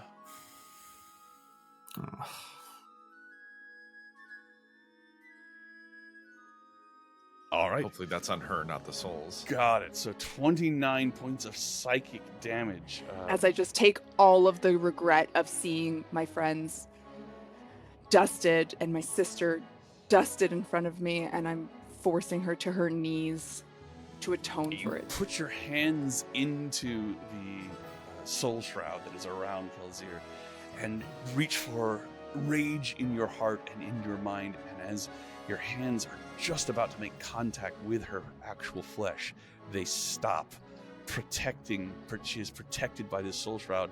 You say a tone and send forth this power, and you can feel and hear the souls that are around her scream in agony as many of them are destroyed by this psychic energy. Kelzir looks at you and raises an eyebrow, and despite herself, falls to her knees. However, you do not see a single wound on her body, nor any evidence that she has taken any damage. And I'm just gonna look back She looks at you. and just say, run. And That I go. brings us to, all right, brings us to Ashlyn. She looks at you. I will not forsake my oath. And she sends another blast of power towards Kelzir. Is going to hit with 22. She does 51 points of fire damage, and the Shroud of Souls that is around Kelzir finally, with a sound of thunder and ripping and screaming and agony, disappears. But she is still standing. And we win, Of course she is. right? At the end And of everybody this comes round, back and everything's fine. right? At the end of this round, Kelzir looks at you, Dusk, Dawn. and says, sorry, looks at you, Dawn, and says, fine. She takes her short sword, sticks it into her own body. There is no blood that comes out, but you watch as she winces and rises up with intensity. You see fangs extend from her incisors like a vampire, and her eyes glow with a pale red light. And she makes 2 extra attacks this round. Oh, no. Of course she does. Of course she Wait. does. Wait, Of course, That's yeah. 6 Yep. attacks. so yeah, for a total of 6, Sean. Just double checking, DM. For a total of 6. Total At of what 6. point did you feel like you still had hope, my love? I didn't think I had hope, but I wasn't expecting 6 attacks. Well, Insult to so it's injury, 2 man. attacks at the end of this round. So 19. Is it 19 hit? Me? Yeah. Yes. 16 We don't have slashing. our armor. 16 slashing, 16 necrotic. Make a Constitution saving throw. I believe. 19. I believe. 19, you do not suffer a grievous wound. Hooray! She makes her second attack. 27 to hit. Yeah. 17 points of slashing, 17 points of necrotic. And now it is her turn.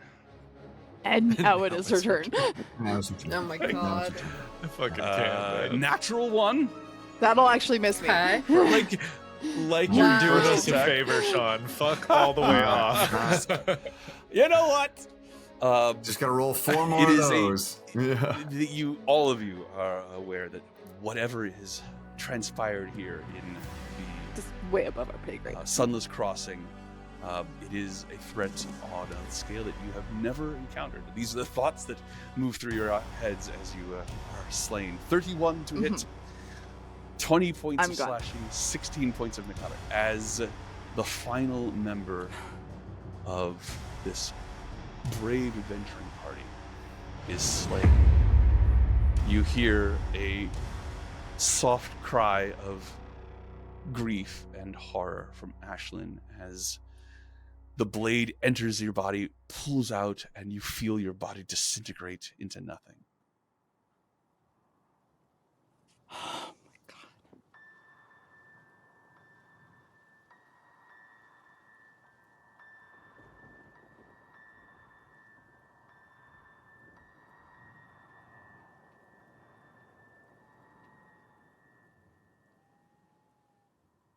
You find yourself in darkness.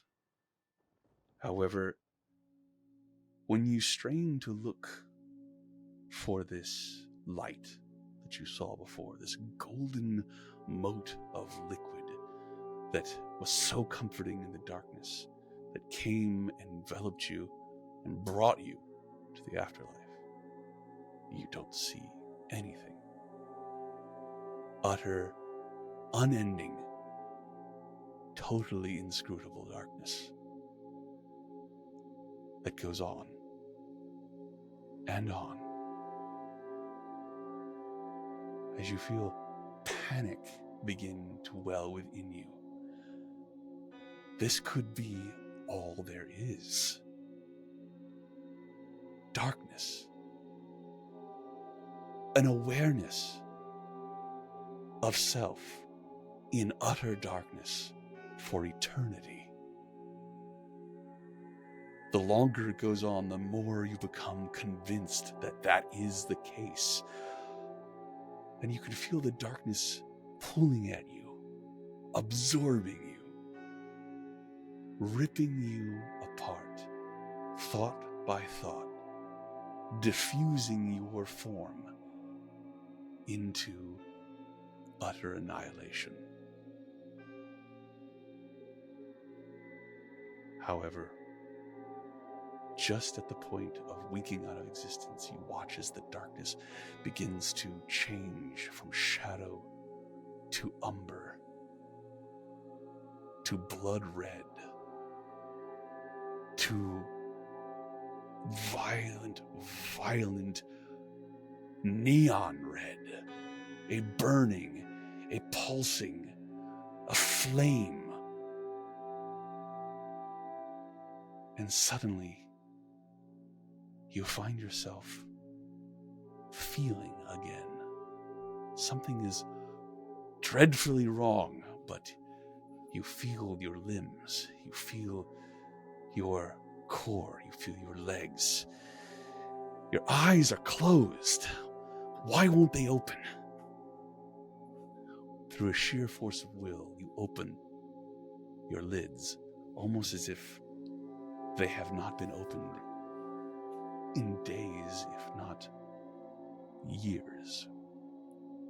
And you live.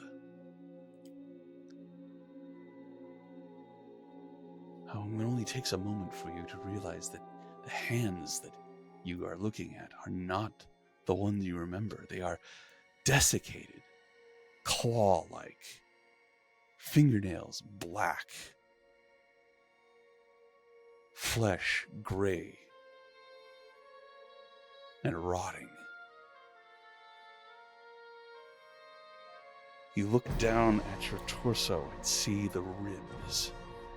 You see entrails hanging out, still being gnawed upon by insects and vermin.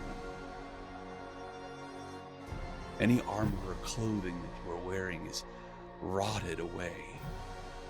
As you put your hand on your face and realize that there's barely any flesh there at all. And with horror, you bring your hands up to your eyes and realize that all that is there is empty sockets that you are somehow still able to see through. You stumble to your feet. You look around and see 3 others that look exactly as you do. What do you do? Can I speak? As you go to make a sound, there's a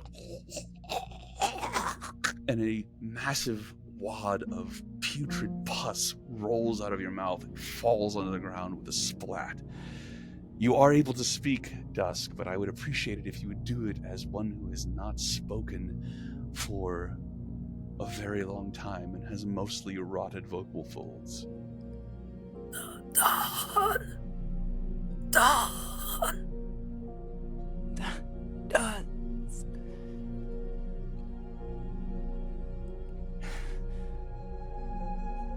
I try to move, like getting up. Stand up. As you stand up off of the ground, part of your skin and viscera stick to the ground as you just rise up an undead corpse. All of you. Hideous monsters. I don't know where you are. It's a dark cavern. There's something familiar about it. You said there were 3 others besides Total of us? 4, so you and 3 others. So your group. Ah, okay, it's our group. Okay. You said the cavern seems familiar. Mm-hmm. Can I what? look around to see if I can recognize it? Like, or figure it out? Make a perception check. Can I help? I rolled a 14. A 14. There are numerous bodies here. The last time you saw this many bodies together was when you first entered into the catacombs beneath Castle Never. Uh-huh. And you look around and see that that is exactly Fuck. where you are. Oh no. Oh, fuck.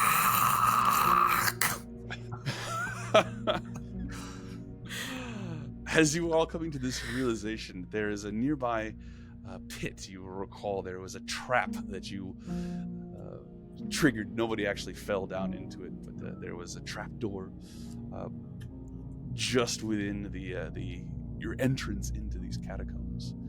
You look down and you can hear movement from down within it.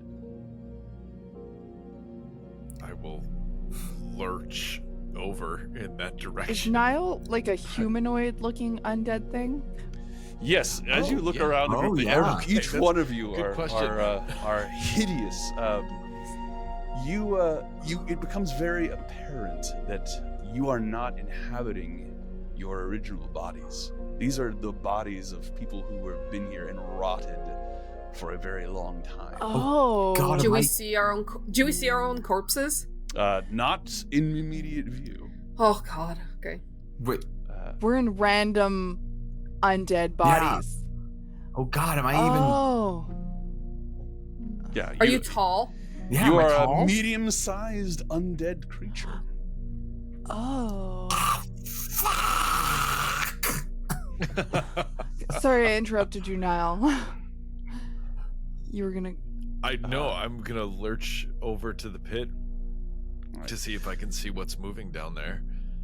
You lurch to the side. You recall the pit at the bottom is lined with spikes, and you look down there and you see a form clad in chainmail with a spike right through its chest, writhing back and forth, and slowly stops and looks up at you, Niall, and you hear a voice emerge from it. And despite its appearance, you recognize it. It's you. It's you, isn't it? It's me. It's Win. Get me out of here. Gods, get me out. And once again, the party is reunited Ugh. with their lost member. Oh, I hate everything.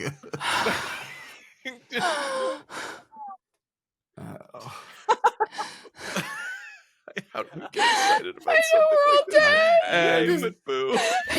We're all My dead- friends, We're deader than dead. with that, we will bring this adventure, this exploration, this gathering of good friends. I've got a in bone to pick with you, difficult Sean. situations. Did not What find are- this humorous To in the an end. least. What a reunion. Indeed. My friends, this has been amazing. For those of you who've watched, I hope you've enjoyed it. We certainly enjoyed doing it. This is the final episode of Severed Threads Notes from the Black Ballad. Oh my God. But cliffhanger! Yes, indeed. The Black Ballad, of course, written by Storytellers Forge, this What the amazing module. Oh my God. We're very thankful for their help. Just get it all out. Come on, get it all out. We're very thankful for their support, as well as the support of Diamorte, who has written all the music you're listening to. We appreciate Kai, who did our fantastic character art, and we want to remind you that if you want to know more about the Black Ballad, you should definitely check out the Backer Kit campaign that Storytellers Forge currently has going on, as you will be able to help them produce some more novels, a heavy metal album version of a lot of this music. The books is called Chronicles of the Crossing, a whole number of things being funded by this Backer Kit. You should definitely check it out. That link is in the chat right now. And if you want cool stuff, you should check out the Storytellers Forge Discord and mention this thread, and they will put you in a drawing to win some cool stuff. And if you like dice, not just any dice, amazing labradorite dice from your wizard, pictured here. Ooh. It's so fancy. You should definitely go to my Discord and mention Severed Threads and be put into a giveaway for those. The links to both of those Discords are in the chat. If you like actual plays like this and would like more of them, then please check out Echoes of Kryn. You can find them at www.echoesofkryn.com or any podcast app. A fantastic actual play podcast that Samus and I participate in. I think you'll like it. Definitely check it out. And if you are looking for a professional dungeon master or a D&D experience, you should definitely come to my Discord and talk to me, as I am a DM for hire, and I would love to meet you and run a game for you. I think that is everything. Does anybody have anything left to say? We started Before with a we- TPK and we ended with a TPK. And then let me say, as I can feel it beginning to go, it lasted the entire session, but I feel it. It's about to go. I'm gonna see it. We should all Sally Flaw. Sally Flaw. Sally Flaw. Buckle up, bonehead. You're going for a ride. Oh no. This has been a blast. Goodbye, everybody, and we'll see you next time, if there is one.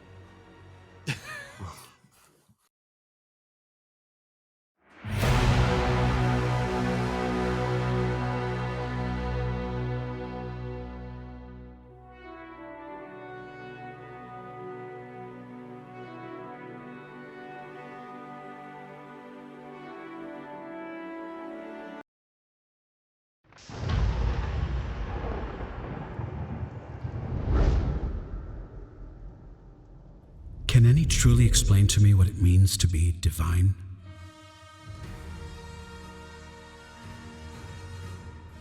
These caterwauling holy servants have no better understanding of divinity or where their supposed power comes from than the very gods they worship themselves. Warlocks strike their deals directly with patrons. Wizards spend decades mastering their craft. Sorcerers are lucky enough to be born with it. A fighter wears their battle scars proudly to prove their mastery.